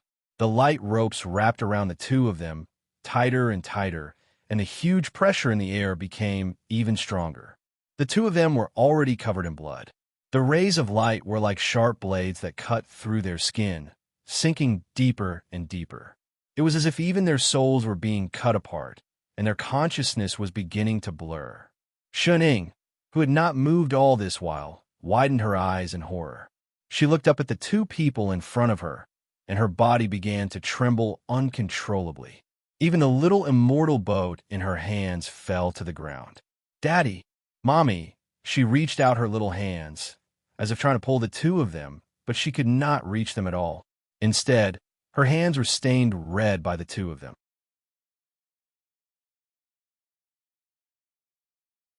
Chapter 436. Master, Master, hurry go. Little Ling, the two of them used their last bit of strength to remind the person below, but after a while, they could not even make a sound. Only blood seemed to flow out of their bodies endlessly. "Next, it's your turn." The person laughed softly and walked towards Shunning once again. The two of them were full of anxiety, but they no longer had the strength to struggle. "Master, hurry." Shunning looked up at the two of them, then looked at her little hand that was full of blood. Her body trembled even more violently, and in the next moment, she breathed rapidly a few times, as if she finally broke down. All the suppressed emotions exploded in an instant. But she was, after all, only 3 years old, so there was only one way she knew to vent her emotions. Using all her strength, heart-wrenching, unreservedly, crying out loud. Wah! In an instant, earth-shattering loud cries suddenly exploded, resounding through the clouds, rushing out of the divine realm and spreading to every corner of the 3 realms. At the same time, a huge wave of energy exploded from her body, sweeping across the entire divine realm along with her cries. As if it could not withstand such a huge wave of energy, the entire divine realm began to shake. Even the rays of light that were restraining I Ching and Lone Moon broke in the midst of this cry, and the two of them fell to the ground. The shaking around them became even more intense, followed by a few rumbling sounds. A huge white crack suddenly appeared on the ground, spreading in all directions, and in an instant, even the sky was cracking. But Shunning did not stop crying. Instead, her cries became even more heart-wrenching. "Wah! Sister! Sister! Wah!" The divine realm was collapsing. How is this possible? A trace of panic flashed across the face of the manager of the alternate plane, who had been so confident just now, as Shun Ying's cries directly forced him to retreat a few feet. "I've clearly already controlled the plane. Why do you still have such powerful energy?" He looked at the little figure that was still crying in disbelief. His gaze became even more vicious. He could not allow this to continue. A white light flashed between his hands, and he directly flew towards Shun Ying to attack. He had to kill her as soon as possible. His movements were extremely fast. I Ching and Lone Moon used their last breaths, wanting to stop him. But in a flash, the other party instantly disappeared, and in the next moment, appeared directly behind Shun Ying. "Master!" "Shun Ying!" The two of them cried out in shock. The light in the other party's hand was already falling toward Shun Ying's head. Just as it was about to hit Shun Ying's head, the other party's hand suddenly paused, stopping about 10 centimeters away from Shun Ying. Suddenly, a slender hand appeared on the other plane manager's wrist, gripping it tightly. Unbeknownst to him, a tall and cold figure had appeared beside him. A pair of icy cold eyes were staring coldly at him. That was Shun Jing. Shun Jing slowly grabbed the other party's hand, moving it away from Little Ying's head. It was clearly just a casual pull, but the other party was unable to resist the force until his entire hand was twisted into a strange position. The manager was shocked. Who was this person? Didn't you hear? Shun Jing's eyes turned even colder, and she said word by word, "Is she calling her parents?" After saying that, she clenched her other hand and threw a punch at her opponent's chest. The extremely arrogant manager flew out like a kite with a broken string, and after a long time, a loud thud was heard. Older sister, wah, older sister. Looking at the sudden appearance of a relative, Little Ying's tears fell even more profusely. Like a child complaining to her parents, she hugged Shinjing's leg and climbed up on all fours. "Little Ying, why are you?" Shinjing lowered her head to look at the person in front of her, and her temper that was about to explode dissipated instantly. Her face that was covered with 10,000-year-old ice melted instantly. How did you become so cute? So cute. After saying that, she bent over and hugged the person in front of her, rubbing her like a precious baby. Don't cry, don't cry. Tell older sister what happened. Who bullied you? Older sister will help you kill him. Bad person. That bad person. He bullied little Ing, and also bullied Dad. Older sister. She cried until she was out of breath, pointing in the direction where the person was just hit, and with great difficulty, she managed to finish her sentence. Shenjing's face darkened instantly, and she turned to look. At this time, the manager had already stood up, looking at Shenjing with some shock. You're a manager too. Shenjing did not answer, but her whole body exuded a kind of bloodthirsty aura. Even I Ching and Lone Moon beside her trembled. Why did it feel like Big Boss Jing was even scarier than that manager? Ha ha! That manager suddenly laughed maniacally. There was no panic in his eyes. Instead, his face was full of wild joy, as if he had encountered something great. The way he looked at Shenjing was like looking at a treasure that was delivered to his door. That's great. Ha ha ha! I originally just wanted to get this small plane. I did not think that it would actually attract another manager. And it's a high-level plane. As long as I kill you, these 2 planes will be mine, haha. His eyes faintly showed some madness. Shenjing's eyes narrowed. Oh, that person heard her sarcasm, but did not care at all, laughing even more confidently. Ha ha ha. Do you think this is just an ordinary plane invasion? To tell you the truth, this is already the 10th plane I've conquered. I've already devoured the power of 10 plane managers. I've seen more managers than you know. Others may not be able to defeat 2 managers, but that doesn't include me. I see. Shenjing's face darkened, but her expression did not change, as if she had no interest in his glorious resume. She turned around and looked around, then placed Shun Ing, who had already stopped crying, back on the thick carpet behind her, patted her head and instructed, Little Ing, be good. Wait here for Big Sister. Little Ing nodded vigorously. Only then did she turn and walk away, pulling up her long hair behind her, tying it into a neat ponytail, before turning to look at the manager. Over there, the manager became even more excited, staring fixedly at the person in front of him. Aha! Very soon you will also become my. Before he could finish speaking, suddenly a strong force hit him from the top of his head. He felt pain on his face, his body unsteady, and with a thud, he fell head first onto the ground. Even the power that belonged to the manager in his body was agitated, as if he could not control it, and was about to break out of his body. How can this be you? His heart jumped. The next moment, his neck tightened, and he was directly lifted up by someone. Shenjing's cold face appeared in front of him instantly.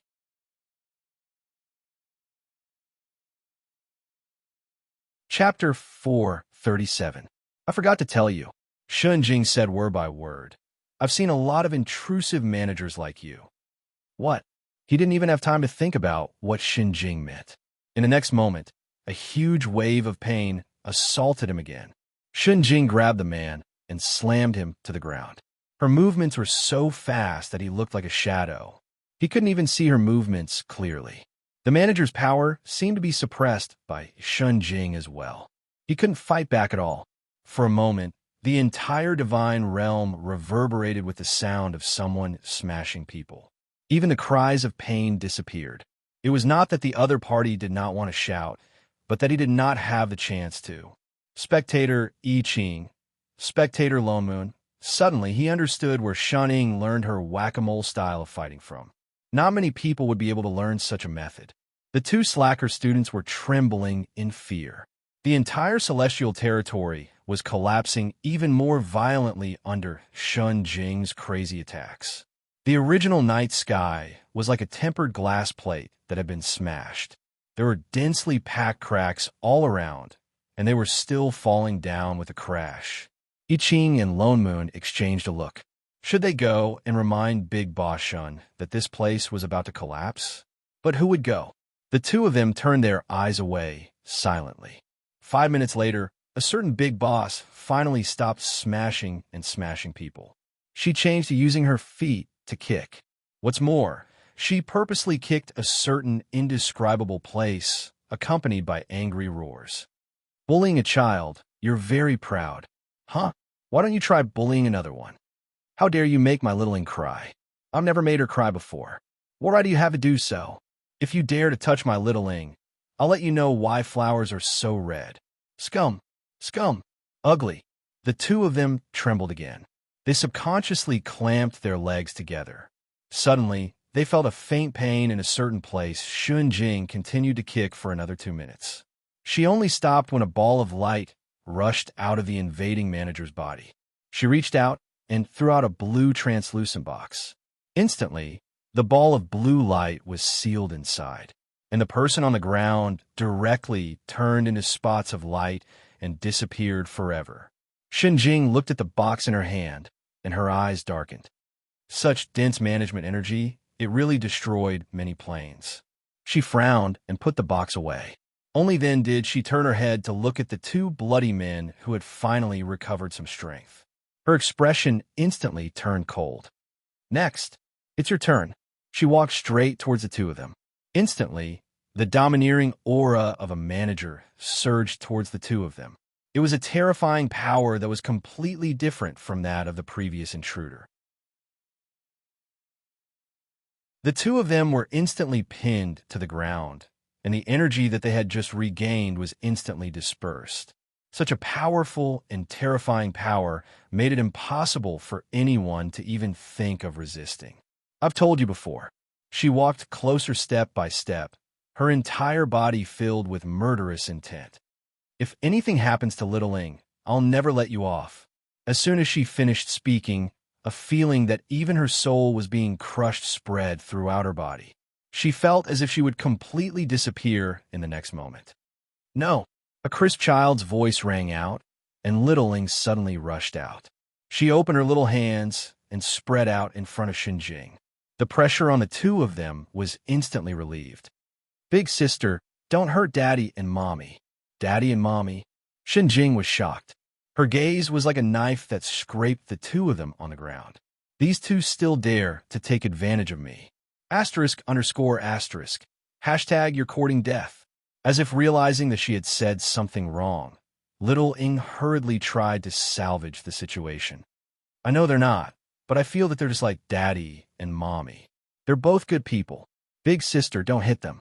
Little Ing, Shun-Jing's voice deepened. Move away. I've already told you not to take over. Forget it. You don't understand now anyway. Move away. Once I'm done with them, I'll bring you home. Little Ing, I'm not going back. She took a deep breath, as if to give herself courage. What did you say? Her little head instantly lowered, her eyes filled with tears. Little Ing is bad. She always causes Big Sister to get hurt. I'm not going back. If I don't go back, Big Sister won't get hurt. Shun-Jing was stunned. She stared closely at the person in front of her. A sour, bitter, and sweet feeling flashed across her heart. She stared at her for a long time before asking a completely unrelated question. How old are you now? Shun-Jing tilted her head, but still answered subconsciously. 3. No wonder. Shun-Jing sighed. As if recalling something, she squatted down and hugged the person in front of her. Not knowing whether to laugh or scold, she said, Why are you always so sensible at times like this? Silly. Now, no one can hurt me anymore. Big sister? Shun-Jing was stunned. Thinking of the people behind her, she could not help but continue. Then can Big Sister not be angry at them? Shun-Jing's expression turned cold. She turned to look at I-Ching and Lone Moon in front of her. A trace of hesitation flashed across her eyes. She was used to eliminating all dangers that could threaten Little Ing, especially now that she was in such a situation. Only bringing her back was the right choice. But they protected Little Ing just now. Little Ing emphasized anxiously again. Little Ing has to protect them too. If Big Sister really hits them, then I will. She puffed her cheeks and said seriously, I will never talk to Big Sister again.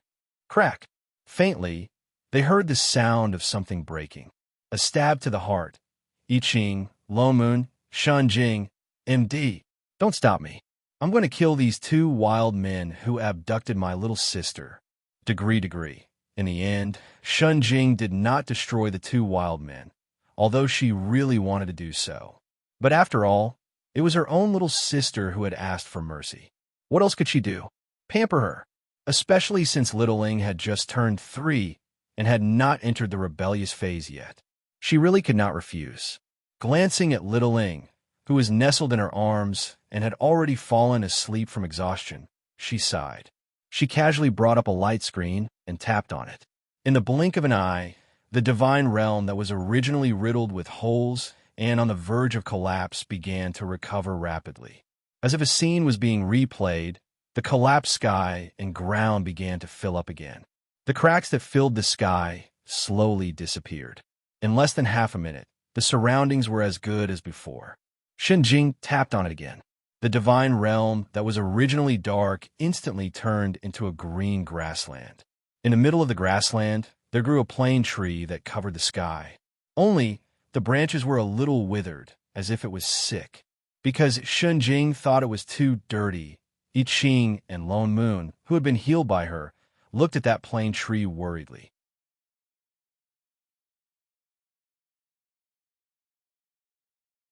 Chapter 438. Shun Jing waved her hand, and a pile of familiar furniture appeared on the grass. There were a few sofas and a coffee table with a cup of steaming hot coffee on it. She walked directly to the largest sofa and placed the sleeping little Ing gently on it. She took out a white device, and with a beep, the device flew up and emitted a red light that swept across Shun Jing. Rows of data flashed across the screen as if it was testing something. I Ching and Lone Moon exchanged a look and walked to the opposite side of Shun Jing. They were just about to sit down. "Did I allow you to sit?"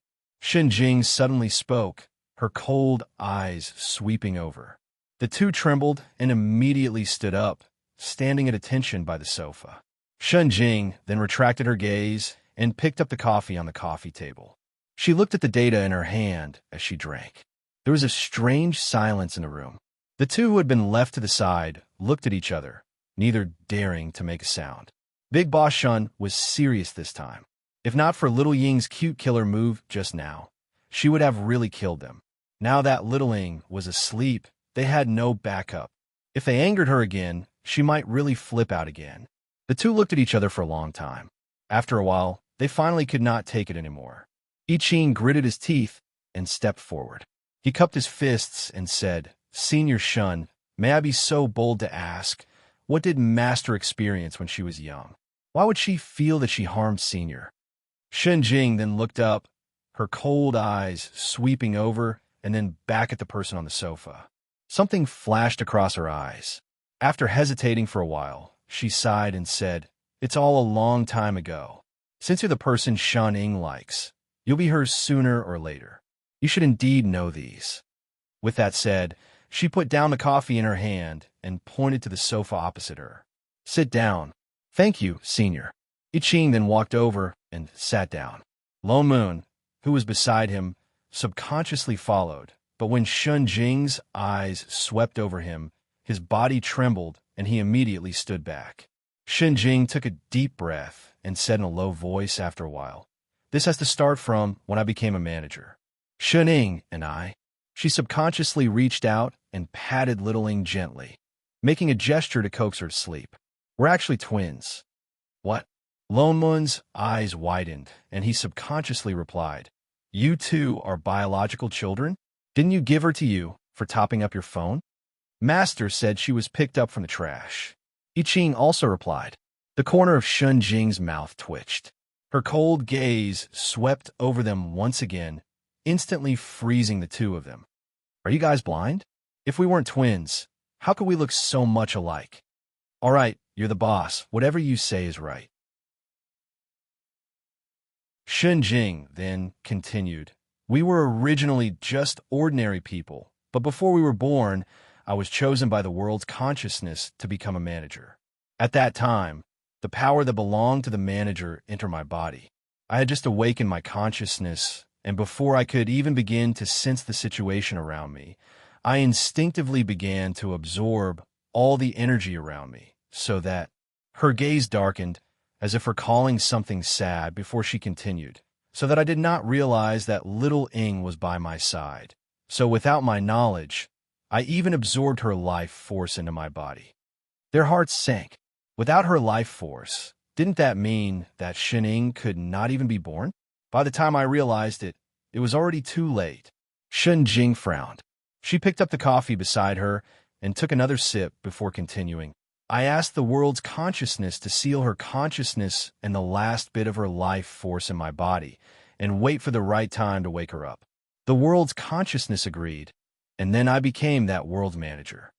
Then Master, I Ching asked worriedly. I kept looking for a way to restore her life force, but I did not find it. Later, I thought that her life force disappeared because of the manager's power. Perhaps I could use the same power to return it to her. I transferred half of my power to her, and her life force indeed recovered.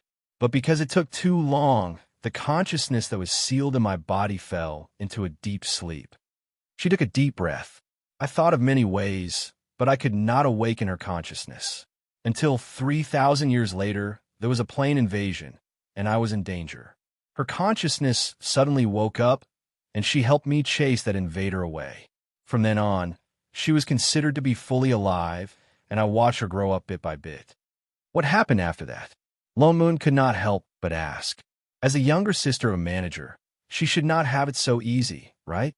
The power of a manager is not something that ordinary people can bear. She picked up the coffee again, but found that it was already empty. She frowned and put it back. Because she carried my power in her body, her aura was the same as mine. That was why the invader thought that she was the manager. Although I was watching over her from a young age, she was still kidnapped by all kinds of invaders who coveted the power of a manager countless times. In the past, I was not like this. What's more, I had already lost half of my power, so the price of saving her was slightly worse. Was that why Little Ing felt that she had implicated Jing? When Little Ing was 3 years old, I don't know where she found out about being an assistant. She suddenly told me that she wanted to grow up faster and wanted to be my assistant. Jing sighed and shook her head. At that time, I thought that she was just doing it on a whim.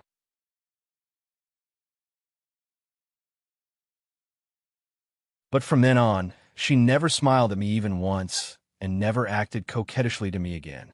She even secretly undid the seal that suppressed the power of a manager in her body and almost killed herself. Only then did I know that she was serious. So when she turned 5, I agreed. But becoming an assistant, that's not that easy. The two of them were stunned. They exchanged a look and then looked up at her. Not easy. In the past, Ing had written them a piece of lousy paper. As if knowing what they were thinking, Jing gave them a look that said, "Only idiots like you think that you can become an assistant with a piece of lousy paper.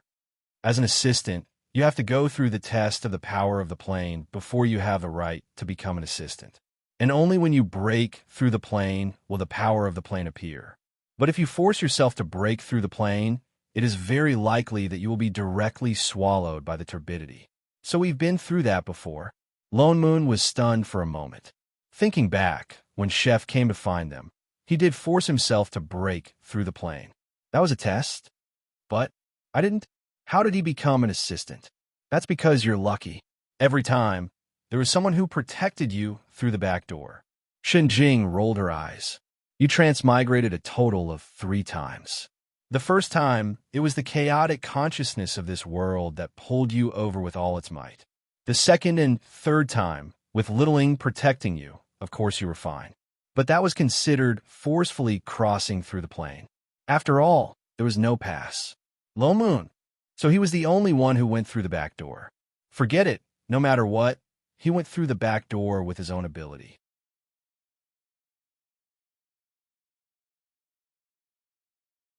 Chapter 439. Then Master, how did you become an assistant?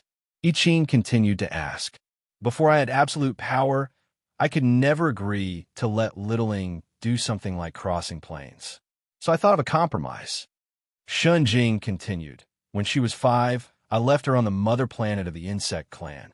That place was close to the border of the plane. There were remnants of plane power, plus the high combat power of the insect clan. It was the best training ground for her. Little Ing did not let me down. In less than 5 years, She completely controlled half of the manager power I left for her and became a real plane assistant at the age of 15. She was basically in charge of everything in the plane. Invasions that were not manager level did not require me to do anything.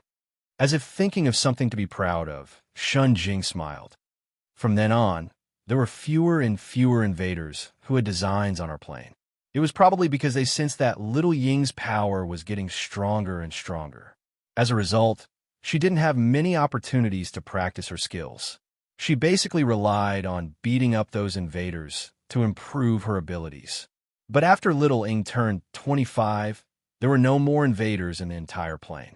Little Ying became stronger and more she felt that ordinary invaders could not hurt her at all.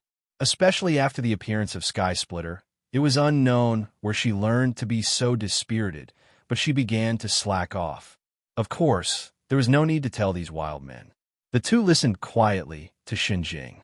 Only then did they understand why the 3-year-old Shuning would think this way, and why Shun Jing would fly into a rage when she saw Shuning was hurt. Because during the most difficult days, they were each other's only support. She had never thought that Shuning, who was so strong, would be constantly in such a dangerous situation when she was young. Only by working hard to strengthen herself could she survive.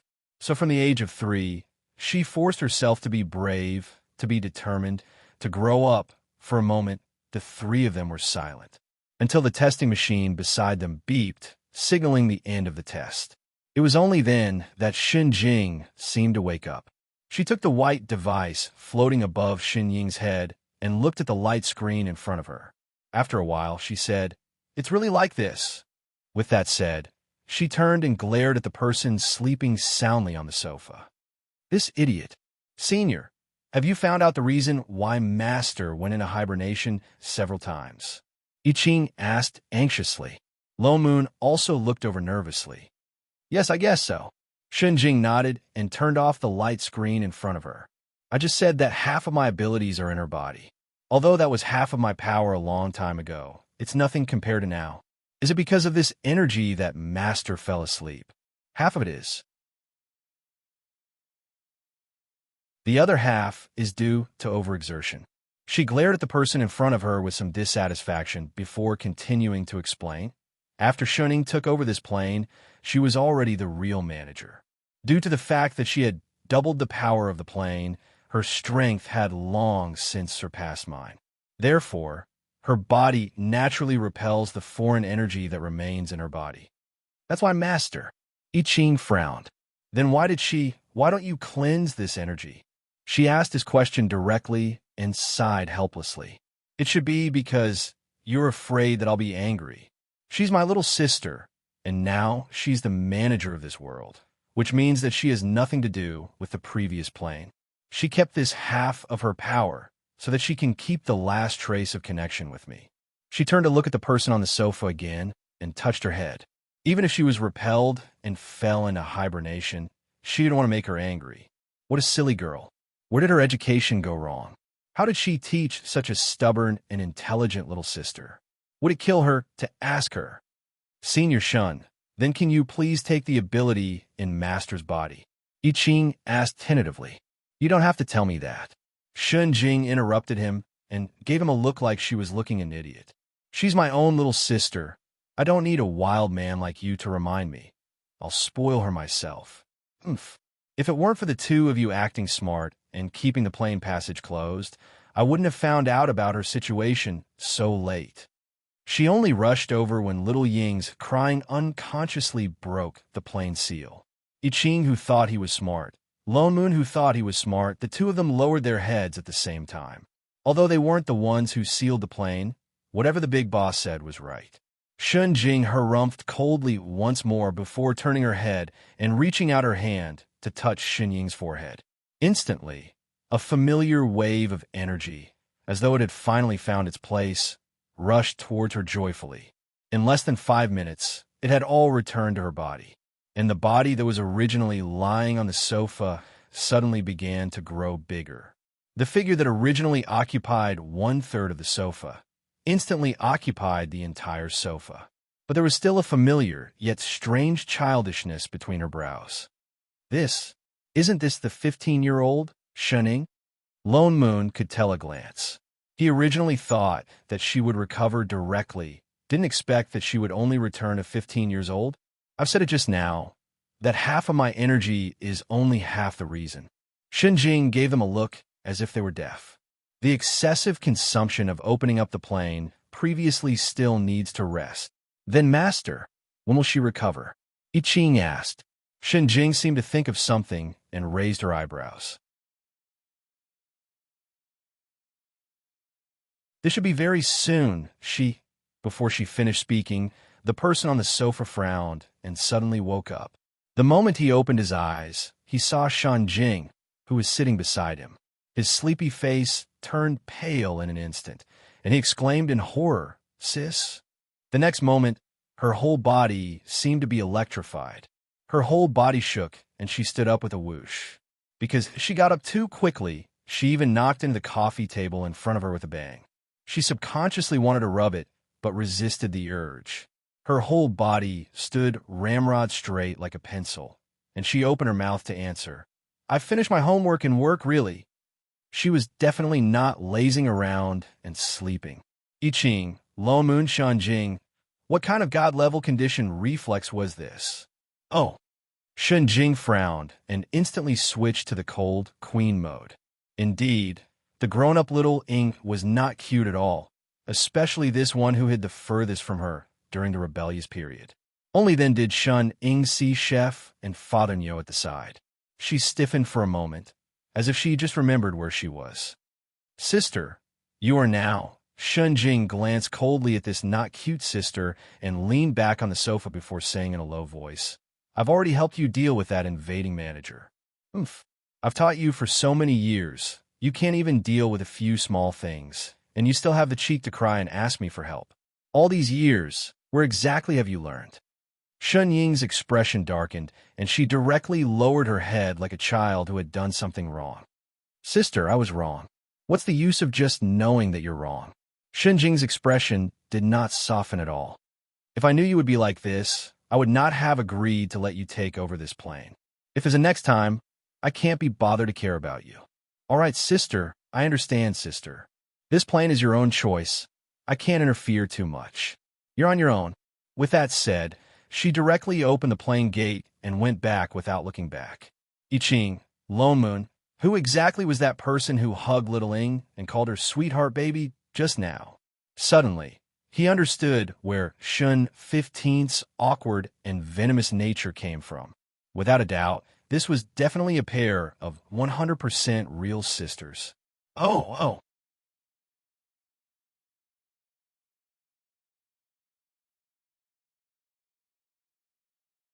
Chapter 440. After Shunjing left, there was a full 2 minutes of silence. The three of them finally relaxed, as though they had agreed to it beforehand. They all heaved a huge sigh of relief, and Lone Moon directly sat down on the sofa.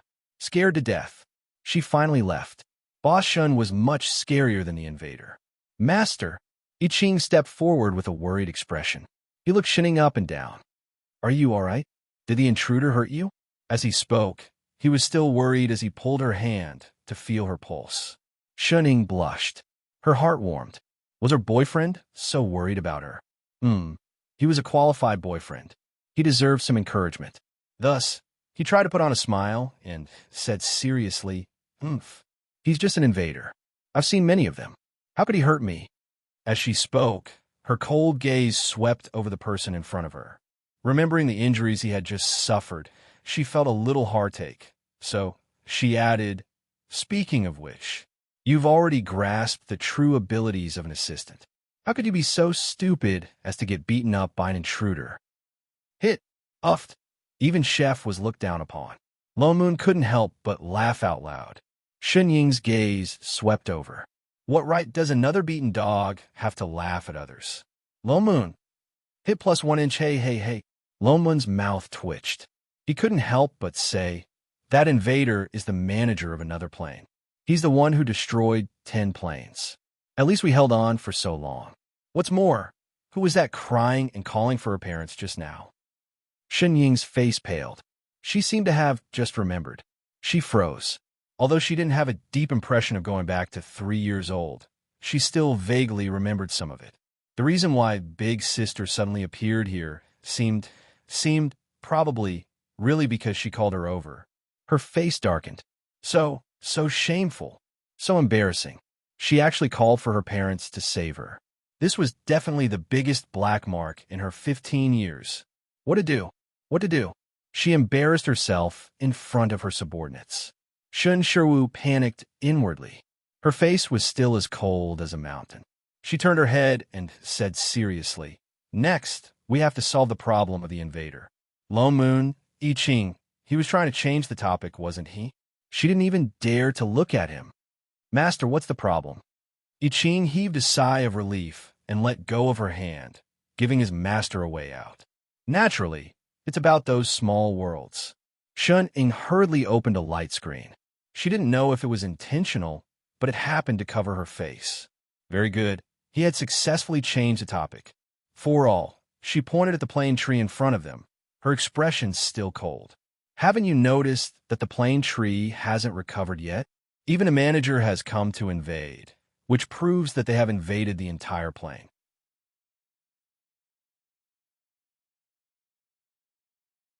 All right. Shining then stepped back. He stepped forward and pressed his hand on the tree trunk. He closed his eyes. Suddenly, something emanated from his body.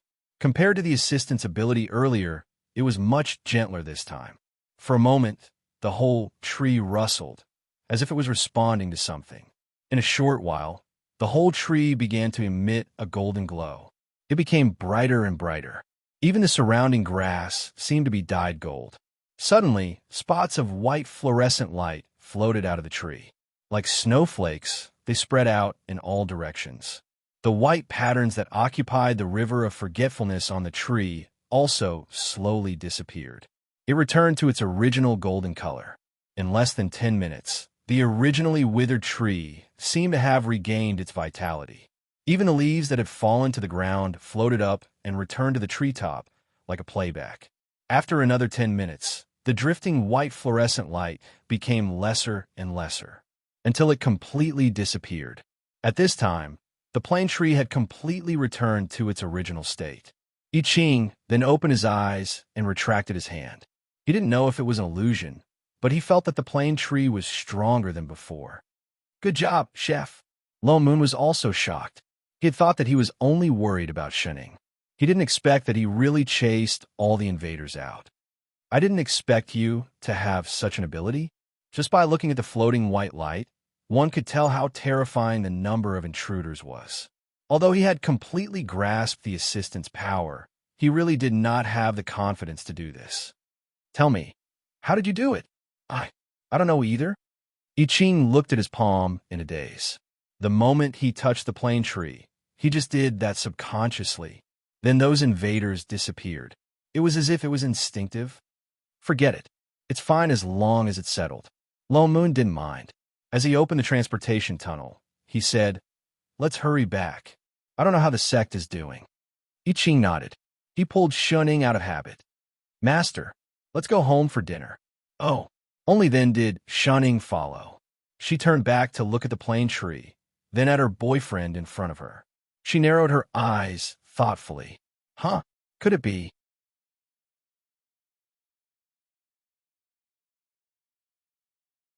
Chapter 441. Invincible Sect suffered a huge loss this time.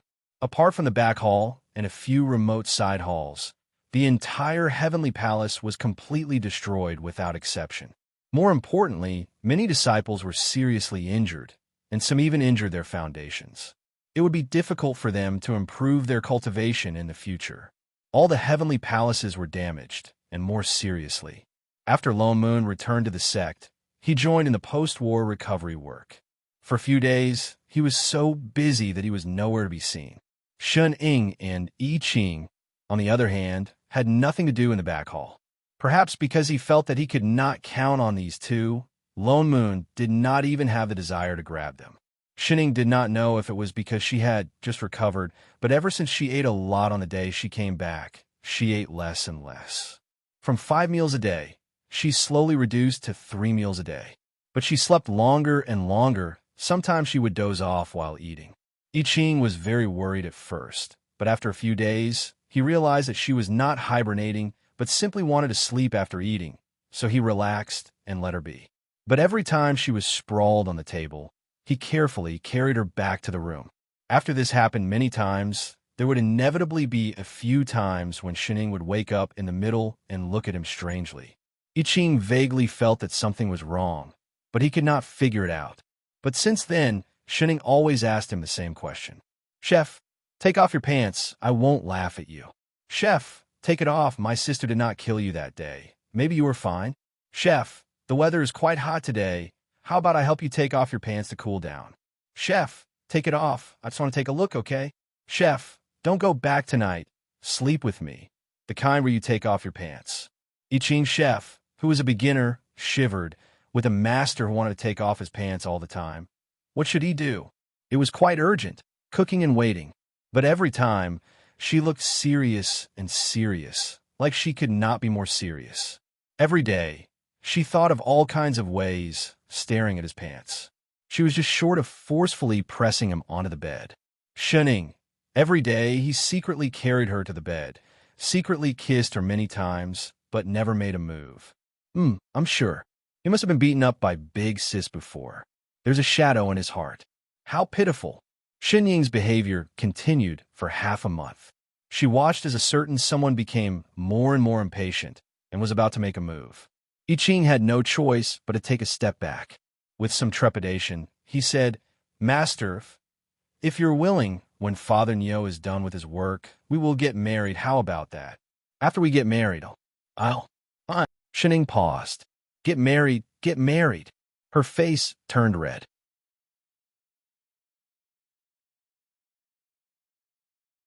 Was her boyfriend asking her for a title? However, it didn't seem impossible. As the saying goes, falling in love without the purpose of marriage is a hoodlum. All right, she thought for a moment and nodded hard. Then, she climbed down from Chef's body and let go of the hand that was still holding onto her pants. I won't be a hooligan. I Ching. Wasn't it just now? Then tomorrow morning, I'll go and discuss it with Father Nyo. I Ching immediately stood up from the bed. Rest early, master. After saying that, he quickly walked out as if he was escaping, but his footsteps were especially messy, as if he would fall if he was not careful, until he walked all the way out of the courtyard. The emotions that he had been suppressing finally exploded. His heart sounded as if it was about to explode. Huge ecstasy spread throughout his body. Instantly, he could not stand properly. He squatted down to cover his slightly hot face. The corner of his mouth turned up in an arc that he had never seen before. Was he dreaming? Master really agreed. Before Chef went to find Father Nyo, he took the initiative to come over. As if there was something, he rushed over early in the morning. Glancing at the table that was filled with breakfast, but no one was sitting, he turned to look at I Ching, who came out of the kitchen. Chef, where's Shining? Is she still not awake? Not yet. I Ching replied casually. Master had been waking up later and later these few days.